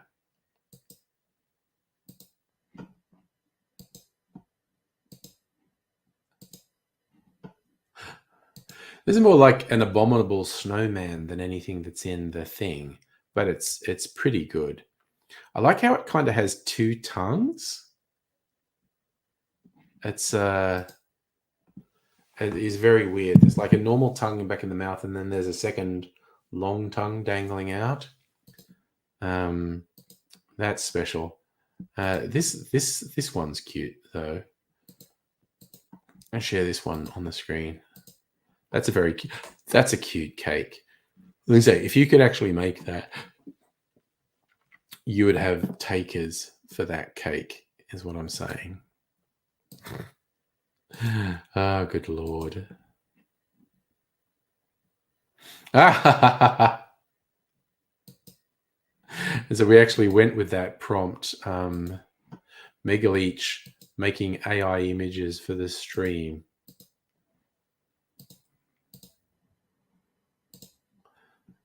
And I love that you have a robot, and the robot's actually got its hand on you, like the robot is guiding you in how to do it. That's actually quite fun.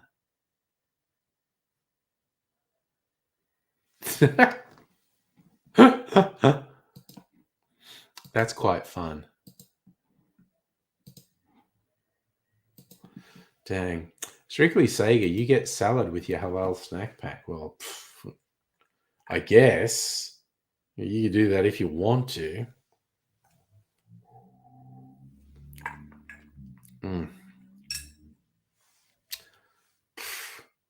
I mean, there's no law yet that stops you from getting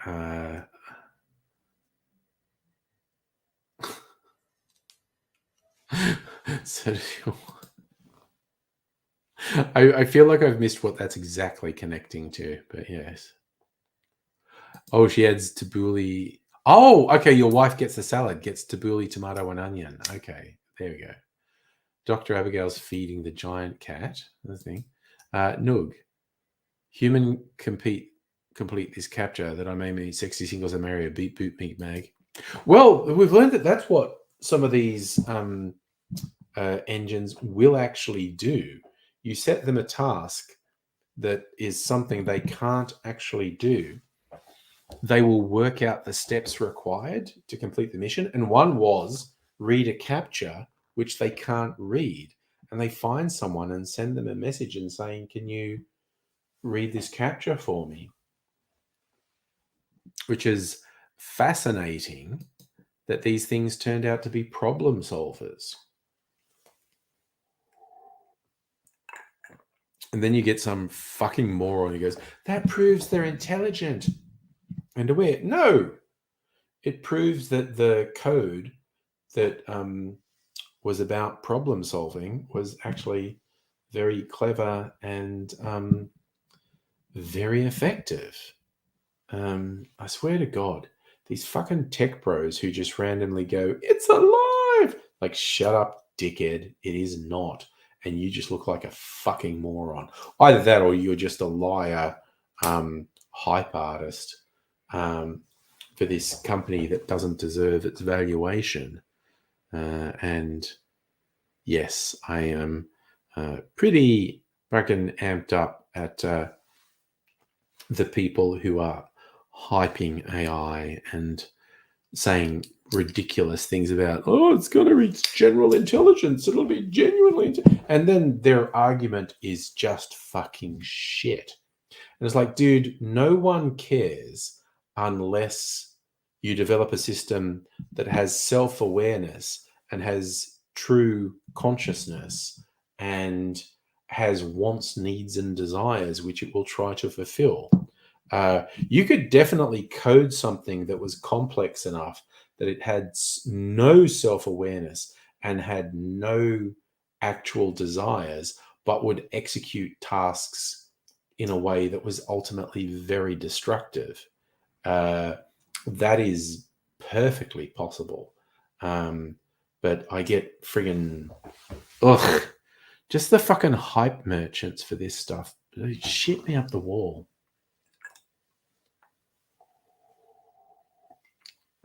Man, I have so much foreign these days. Look at that. It's here. Look at that. That's okay. I'm fucking closing in on 60. It's fine.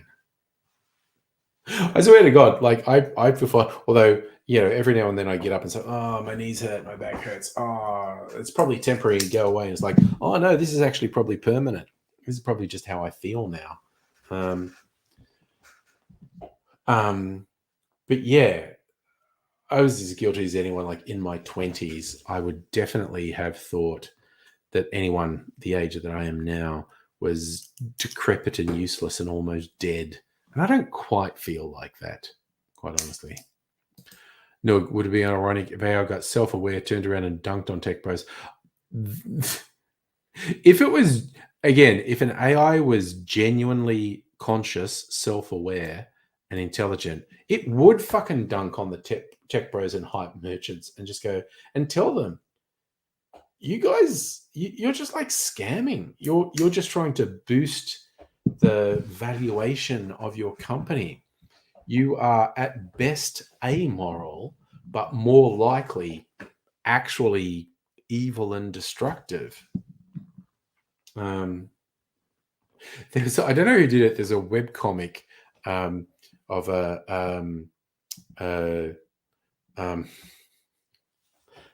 it's like a big computer and the scientist there, and the computer announces, I have achieved self-awareness. I am alive. I am a sentient thinking being. And the scientist goes, cool. And then it goes, I am so far advanced from you. You are like a chicken is to you. And the scientist goes, okay. And he goes, so to work out how to treat you appropriately, I will now research how humans treat chickens. And the scientist is like, no, shut down.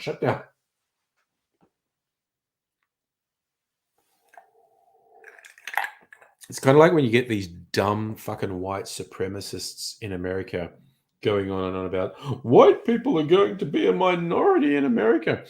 Yeah, black and brown people going, really? Why are you worried about that? Do minorities get treated badly in America? It's like, maybe. Ugh, honestly. All right. So I'm going to roll. Just after 10. Might stay up till 11 tonight, but I don't think I'll stay up later than that. So here it goes. Okay, I was going to shut off the Red Dead, thinking I won't play it. Maybe I will. Red Dead Online is still going. I fucking hate online because your enjoyment's limited by the most toxic person who's part of it.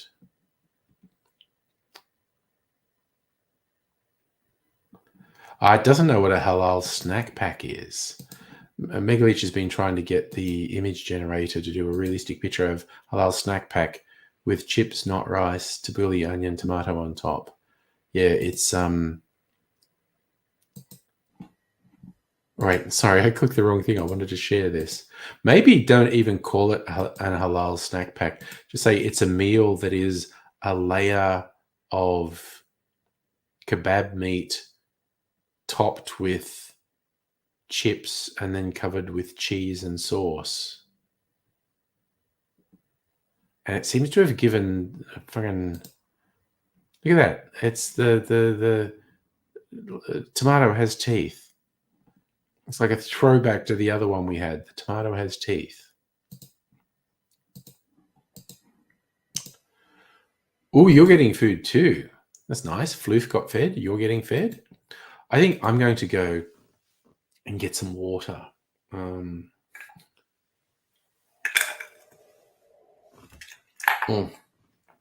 Yeah, I think I'll just stick with half Tim Smith tonight. Because I'm certainly half Tim Smith at the moment.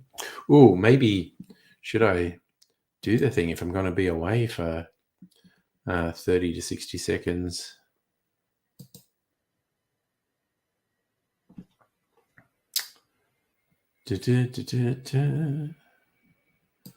My videos.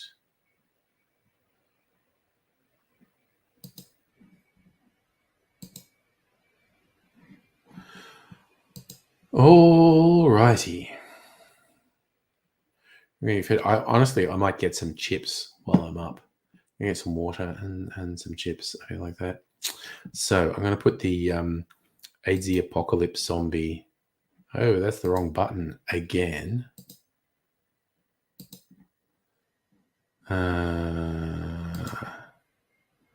Put this on.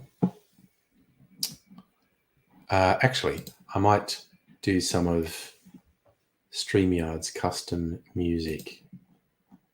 What's a different one? Daydreaming. I haven't played that before, I don't think.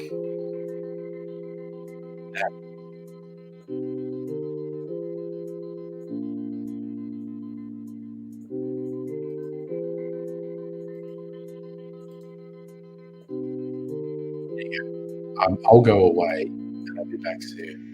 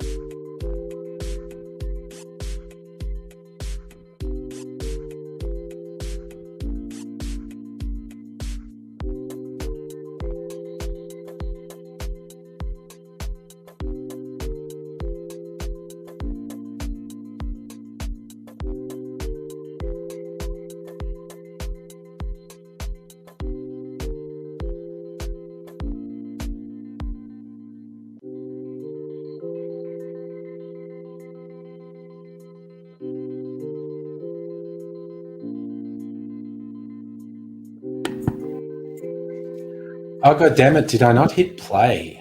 Damn it. That was a silly mistake. Didn't hit play.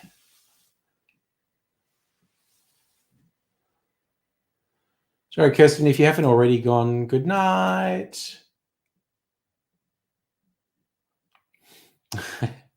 Need to get Dr. Abigail some food. Yeah, Heine, we were talking about Barry Humphries dying earlier. And hello. Got some chips.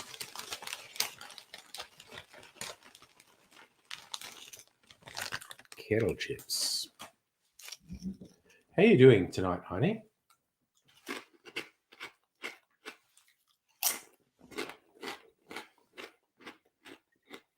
Water.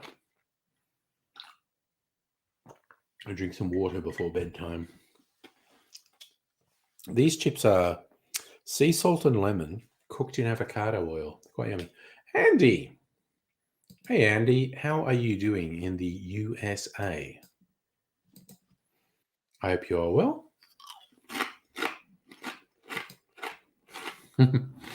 Oh, holy shit.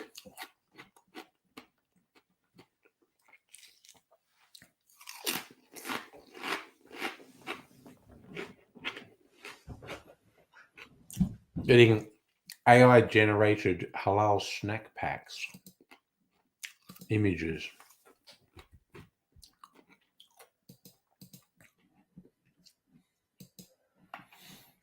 And some of these are a reasonable approximation, actually. I'm just going to load a couple and then share them.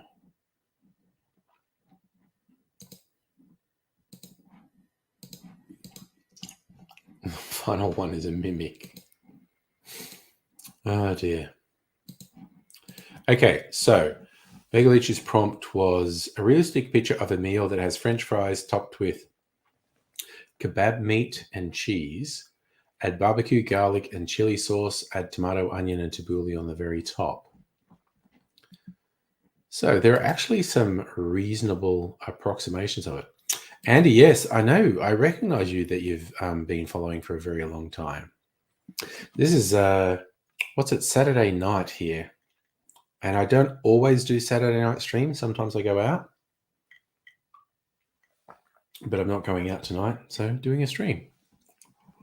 Okay, so I'm going to share some of these AI-generated halal snack packs. I mean, that's not really a halal snack pack, but it's not a bad visual representation of something that someone might serve you if you're sitting down. I mean, it's not a terrible representation of what you might get. Safa, I have 24-hour supermarkets where I am. This one probably looks a little bit more like a halal snack pack would look. Not exactly right, because it's like minced meat rather than sliced kebab meat. But that's a bit closer to what a halal snack pack would actually look like. Andy, you're doing Saturday morning gaming. Well, I hope you enjoy it, man. So here's another one. And again, that's a reasonable approximation of what a halal snack pack might look like on a plate. It's not perfect, but it's not bad in terms of a representation. Safa needs food as well. We're going to blame Megalich for all the food posts. The cheese on top of this looks like straw or something. It's like very unnatural. But that's actually, that might be the best representation of a halal snack pack on a plate. But the final one is a fun one. A halal snack pack, but make it a mimic. That's pretty fucking funny, quite honestly.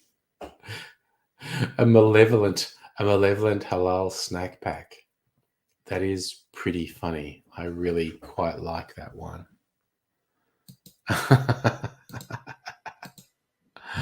Oh my God. The halal snack pack that wants to bite you back. Safa, I did not. Oh, you've been fighting off booster symptoms. All I had, man, my arm felt like someone had punched me, and that lasted for about 3 or 4 days. I got chills from my early vaccines, but this time no reaction apart from several days of feeling like someone had punched me in the arm really hard. But that's what happened. I'm not hungry, but I know what food is. Now Smegolich made me hungry. It's all the talk of food and chocolate. I'm just eating some chips.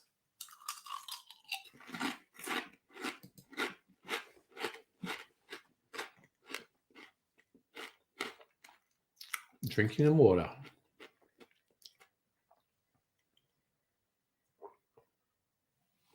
Ugh.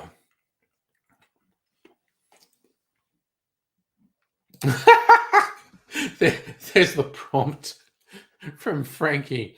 Donald Trump as a dung beetle. Oh, well, do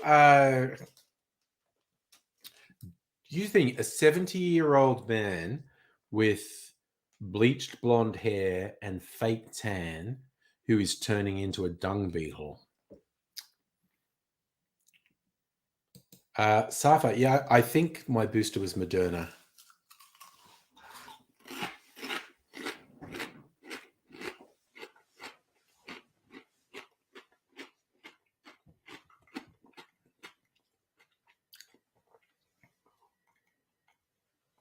So after you got booster midday yesterday, I got my flu vaccine and my COVID booster like 2 days apart.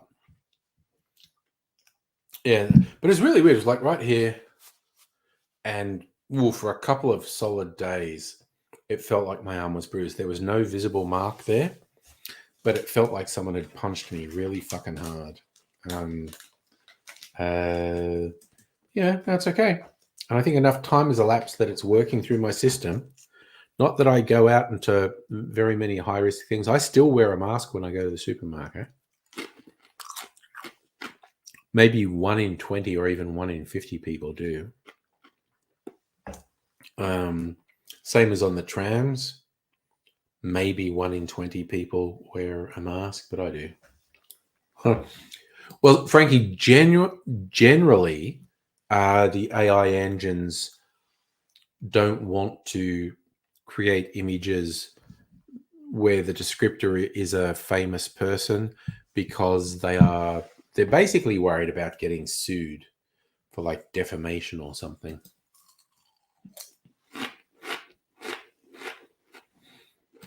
So if your pain was for date, well,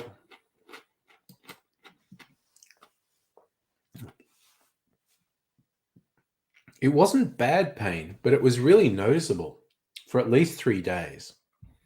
Like it didn't stop me from doing stuff, but certainly if I touched it, it was like, ow. But sometimes even just moving the arm was like, ugh. So I was pretty glad I got it on my left arm, not my right arm. I didn't get any funny feelings in my fingers, Safa, no.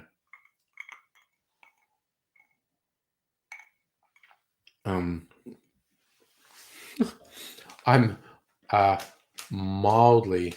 No, okay, I don't wear masks out in public, and you did.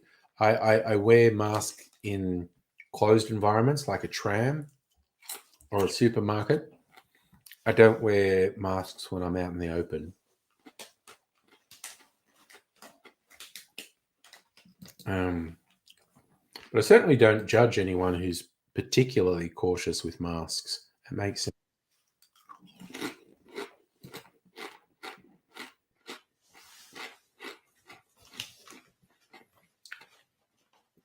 Okay, Megaleech has used the prompt. It knows who we mean. Use the prompt. A realistic picture of a 70-year-old man with bleached blonde hair, fake tan, turning into a dung beetle wearing a dark blue suit and a red tie. Okay, that's a clown rather than a dung. Oh my God, this one's him. This one's him. Sorry. Okay, so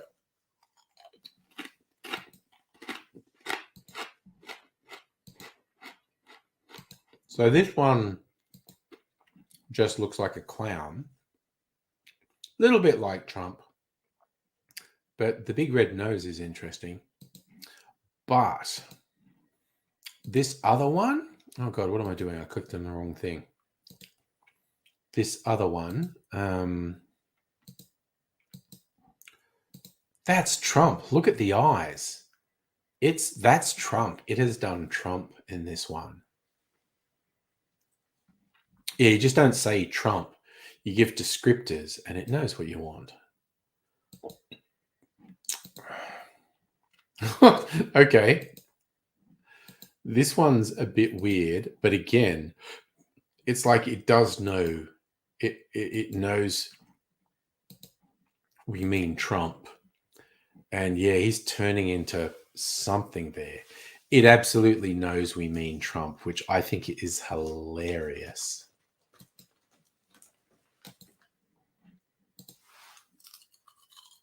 Ah, oh my God.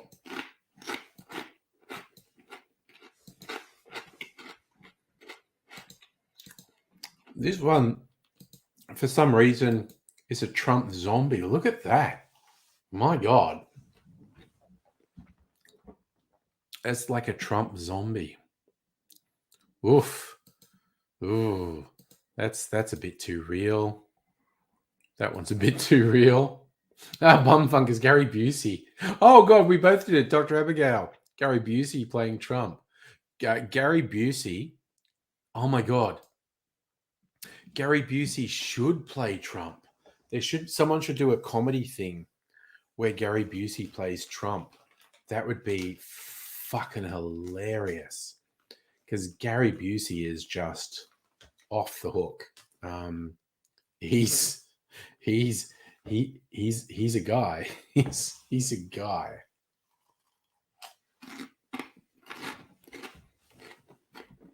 And yes, Frank, that face thing did look a bit Kardashian. You're actually right.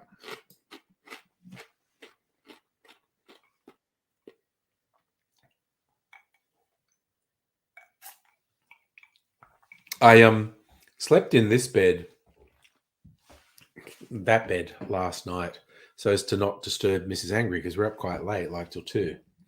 And I slept really soundly, even though I wasn't particularly drunk last night. I did sleep really soundly. When I woke up this morning, I just flesh pushed because the bed's right up against the wall there. So my foot hit the wall. Now my bed is not against the wall. And also if I sleep on the lounge, it's not against the wall. But I just sort of half awake and moved and flexed and my foot hit a wall. I freaked out for just a second. Holy fucking shit. Sorry, this latest image from Megaleech, which is essentially Trump turning into a dung beetle. That is very Star Trek. That is extremely Star Trek, that one. Holy shit. Holy shit, that is fucking wild. God damn. And yes. Also, anyone who's not actually on my Discord is missing out on these images. You can go see them anytime.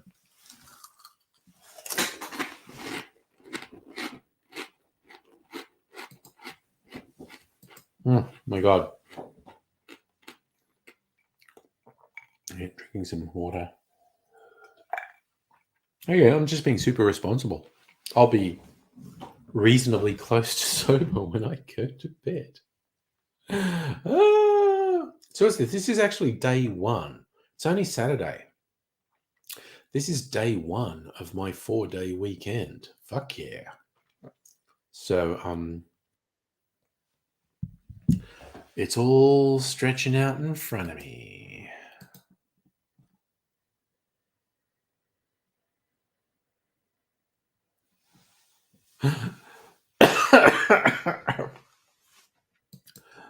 Oh dear. So Frank, you think it looks like species character Andreas Katoulis plays on Babylon 5. Yes, it was generally very sci-fi. That look was extremely sci-fi. Oh.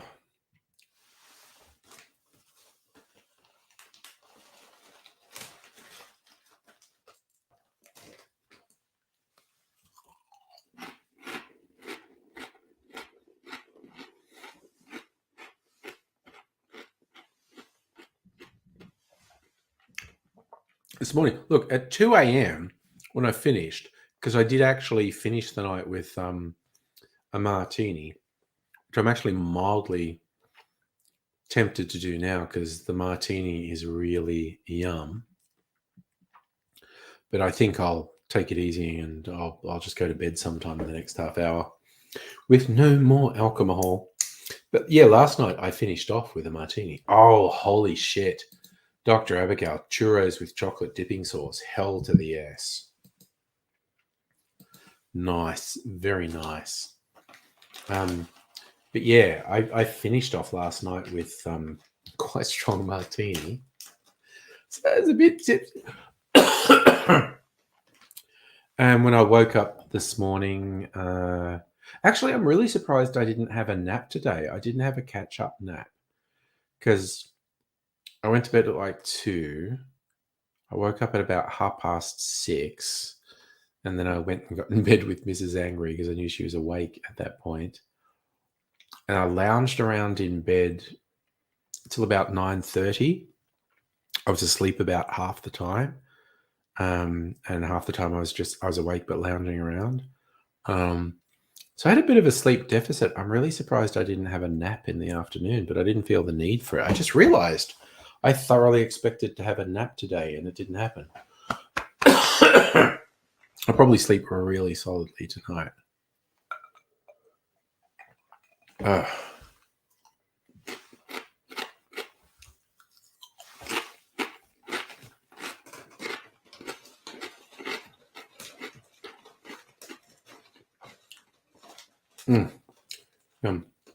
So, Frankie, you've been told you're the only person in the world who like, no. Babylon 5 was really popular. Babylon 5 had real diehard fans because a lot of people liked how heavily Babylon 5 leaned into the politics. I was much more into the politics than, say, Star Trek.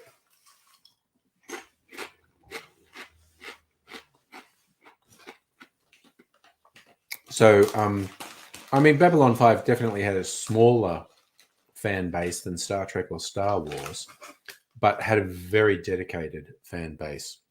And it was mostly because of the complexity of the storytelling and the politics in it.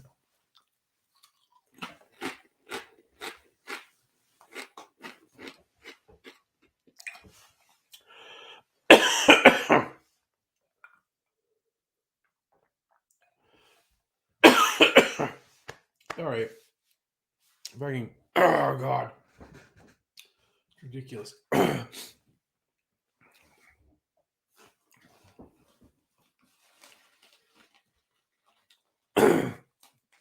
Oh, which remind me, talking about politics, I just finished listening to an audiobook series by John Scalzi, and it took till the 3rd book that I went, oh, this is a climate change allegory. Oh, it's actually a really obvious climate change allegory. And I'm extremely embarrassed. It took me till the 3rd book to realize this was a climate change allegory. I go, sometimes I'm not too bright.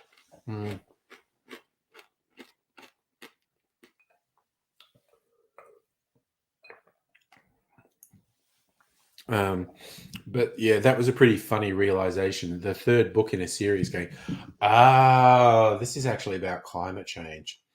And it took me 3 books to realize that. No, I'm not a smart man. It was, oh dear. Yes.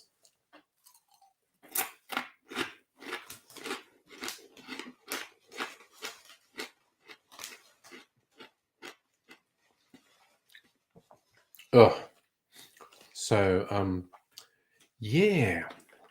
I don't want. I'm just eating these chips now, which are making me cough. So I don't know why I'm doing that.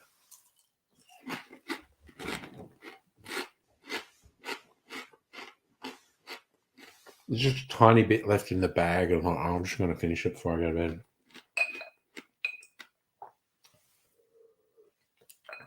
bed. The lemon element of them is really tangy. Actually, it's quite nice. But it's kind of like literally a lemony almost being you.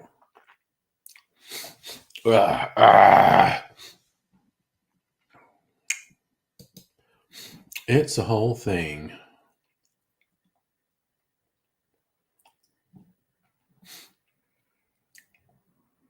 Oh, sorry. I was just randomly going through some news headlines. Alec Baldwin had the charges about the fatal shooting on his set dismissed. There you go.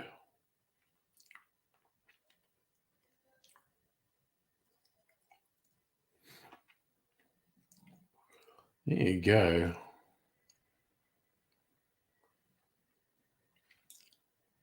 It was like as recently as 10 hours ago, there were news headlines saying fears about Barry Humphrey's helper being downplayed as friends and family rally, and then he died.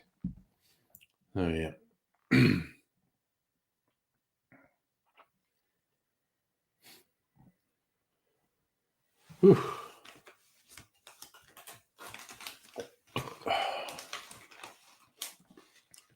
Goodness me.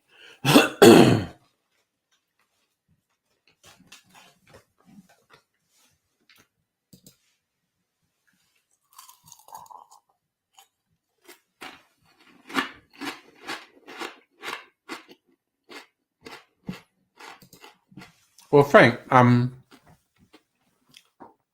it's never explicitly stated, but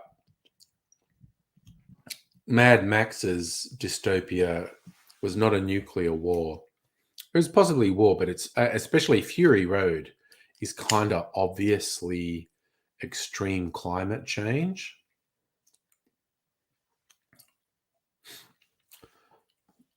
Safa, who knows what's going to happen? There was a headline that said the dead person's family were going to file a civil suit against Baldwin. But if the prosecutors who have jurisdiction drop the charges, it's very unlikely any other criminal charges will be laid. It was always a bit fraught. An accident on a film set trying to charge people on the production side with criminal liability was always a bit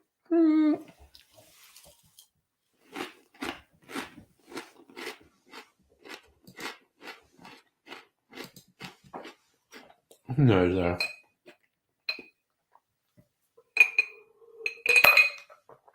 Oh, goddamn. Okay. Was there any other... Oh, actually, I love this headline. I gave a toddler a donut and it ruined the next 3 days. I need to know what that's about.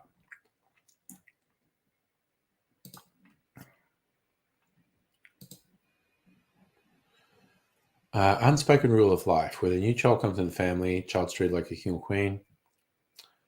If you're an adult and it's been 6 months. Fuck off with your fucking ads, you fuck of a site. I had my own child. My delicious 3-year-old nephew I had myself, collected him from daycare, took him to the bakery for a treat, thinking of something like a smiley face biscuit, but this kid was drawn to a mini chocolate donut.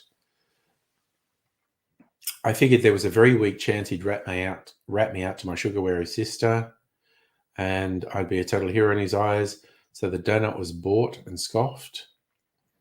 I'd yet to learn of the bond between mother and child, where the child delights in being allowed to do something forbidden, and so they squeal. I was betrayed, dobbed on, whatever you want to call it. Which is, Mummy, I had a chalky donut. Despite the cute stuff up in his reporting, he snitched. I wasn't able to defend myself. Would have been all right if that was the end of it. The worst, least expected was yet to come. I got the fuck out of my sister's place as soon as possible. Didn't hear from her for 72 hours. She said, we haven't had sleep for 3 days and it's your fault. He didn't eat dinner because of the donut. He was high as a kite. He woke up 3 times because he was hungry. Then he vomited, slept all day because he was exhausted. And that repeated for 2 days and it's all your fault. Okay, I think this is a made up story because I've had kids and they don't react like that. It's kind of a funny story.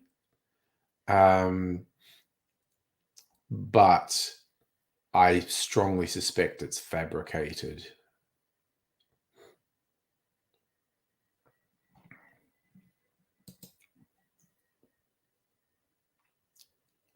Okay, so the not nuclear war, but war, Frank.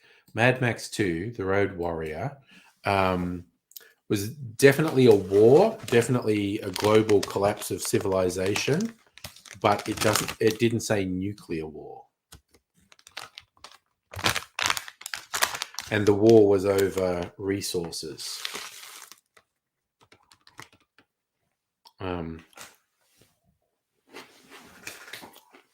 Actually, we're on the internet, in case you forgot. So if we go Mad Max 2, opening monologue.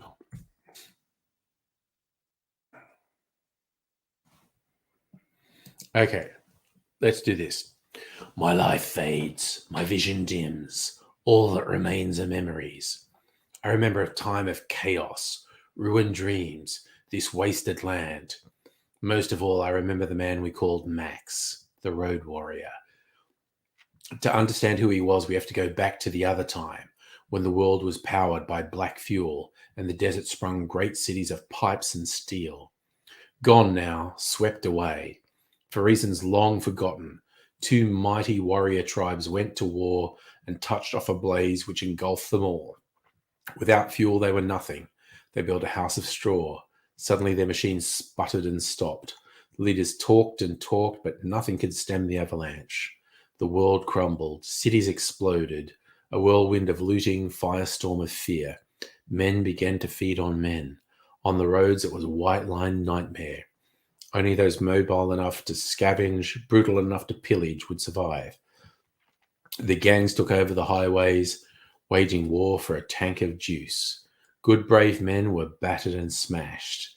Men like Max, who ruled the highways in the name of the law, who became a lover, husband, father. And with the roar of an engine, he lost everything, his woman, his child, his world. He wandered out into the wasteland, and here he would learn, amid the dark wreckage, that the fire which burns in the heart of men will endure. Hope survives. So, that mentions war, but it doesn't seem to me as total as nuclear war. But you're right, the reference touched off a blaze and city explodes could be nuclear war, but it's not like an absolute out of control nuclear war. So it's hinting. It's and yes, the 2 great warrior tribes, Frank, were definitely the US and the Soviets. That's definitely who the 2 great warrior tribes were. So I guess it's suggesting nuclear war, but doesn't explicitly say it. Like all the references could just be conventional war that and they specifically mentioned the loss of the fuel caused the collapse of the societies.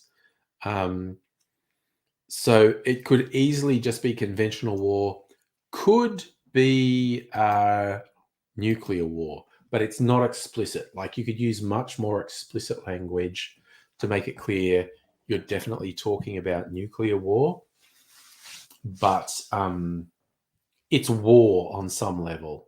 But again, when you see Fury Road's definitely environmental collapse.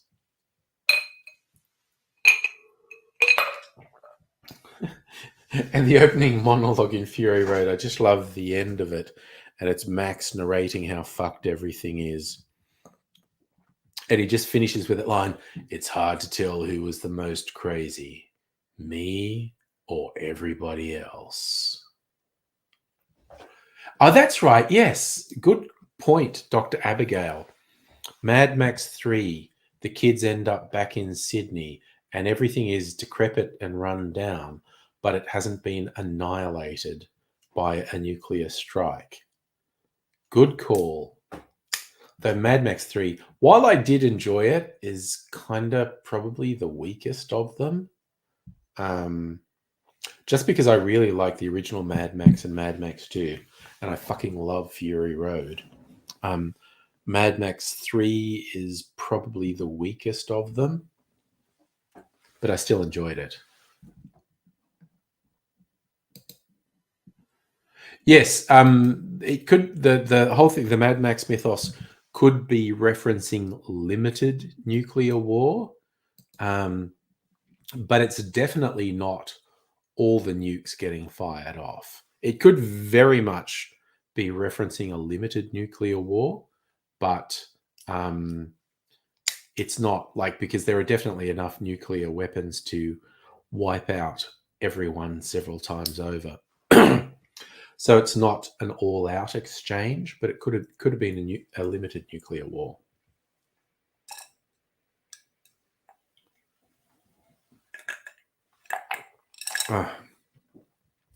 That is a fun fact, Frank. Fun fact, Frank. That's a nice bit of alliteration. Netflix produced Polish movie about a footy hooligan film called Furiosa. Nice. Yes, Safa, Mad Max 3 is Beyond Thunderdome, the one with Tina Turner in it.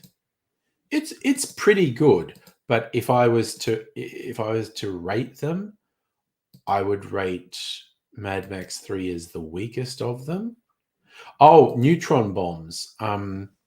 Neutron bombs kill people with radiation, not with a blast, whereas most nuclear weapons kill people with the blast. So neutron bombs would not destroy cities, but would kill the people in them. But yeah, my take on Mad Max generally is it was the collapse of civilization rather than a catastrophic war like a nuclear war. But it could have been a limited nuclear exchange that just took out big cities in North America and Europe.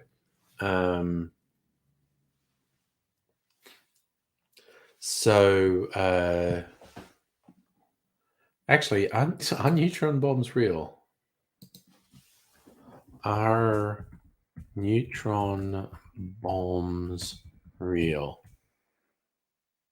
Small hydrogen bomb differs from standard nuclear weapons insofar as primary lethal effects come from radiation, also known as an enhanced radiation weapon.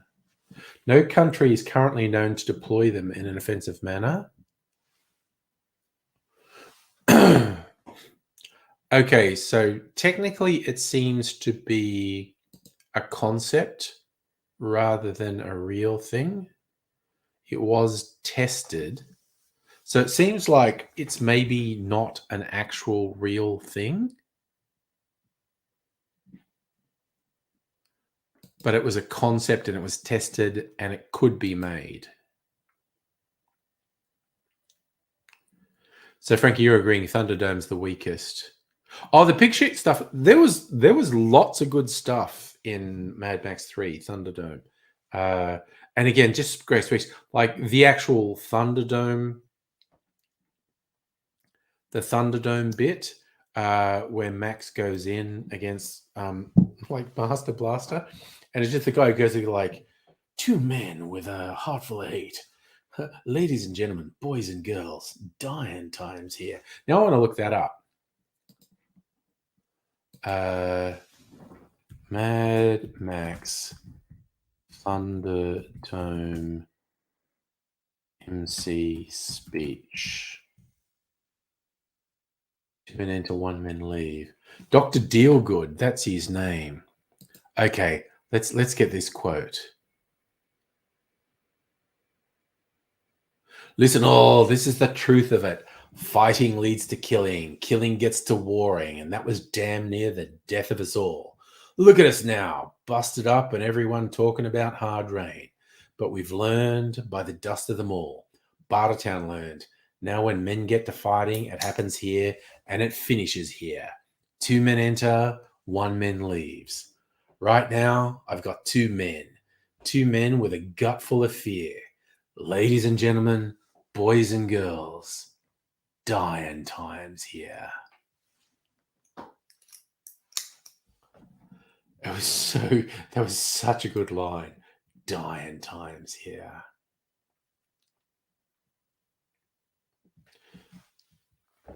God, now this is making me want to rewatch Fury Road in particular. Fucking remember. There's supposed to be a Furiosa origin story coming out, but who knows what's going to happen there. All right, you know what I'm going to do? I'm going to eat my cherry and I'm going to go to bed.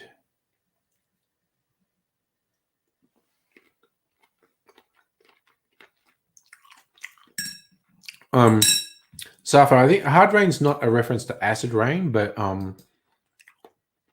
if nukes had been dropped, I believe rain could carry radioactivity. But it also just could be metaphor, like hard rain means hard times. And that guy's speech about if you just let people fight, it is societally destructive.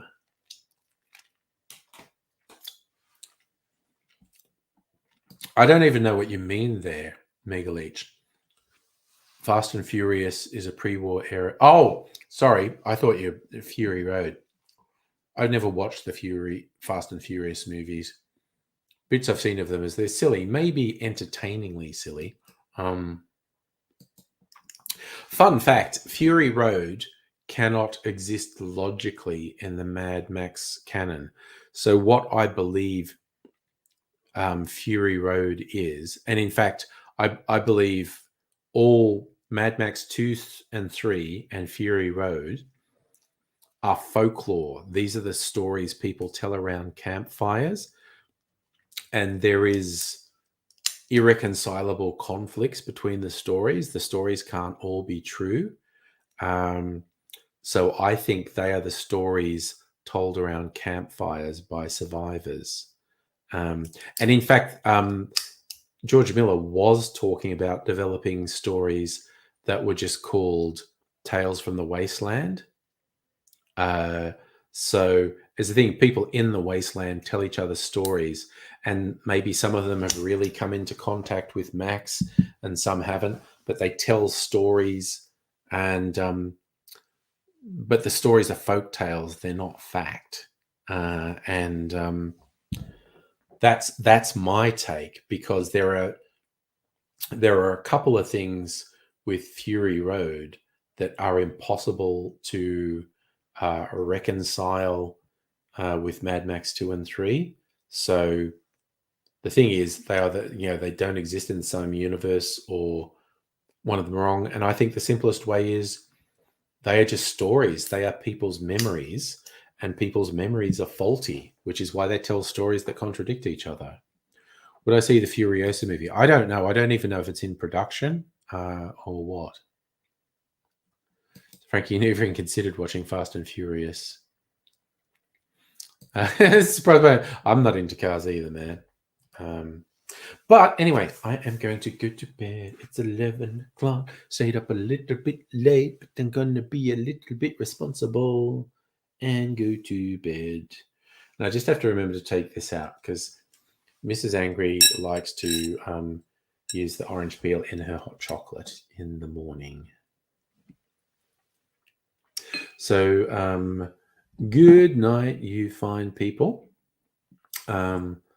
What's tomorrow? Sunday. It's probably a Sunday night stream. I mean, I actually won't say that 100% because who the fuck knows what's going to happen. But there's probably a Sunday night stream. And also, because I don't have to get up on Monday because I took the day off work, I might go late on Sunday night too. No promises. We'll see what's happening. But you all take care. I've had a fun time tonight, and I'll see you again soon. And I'll say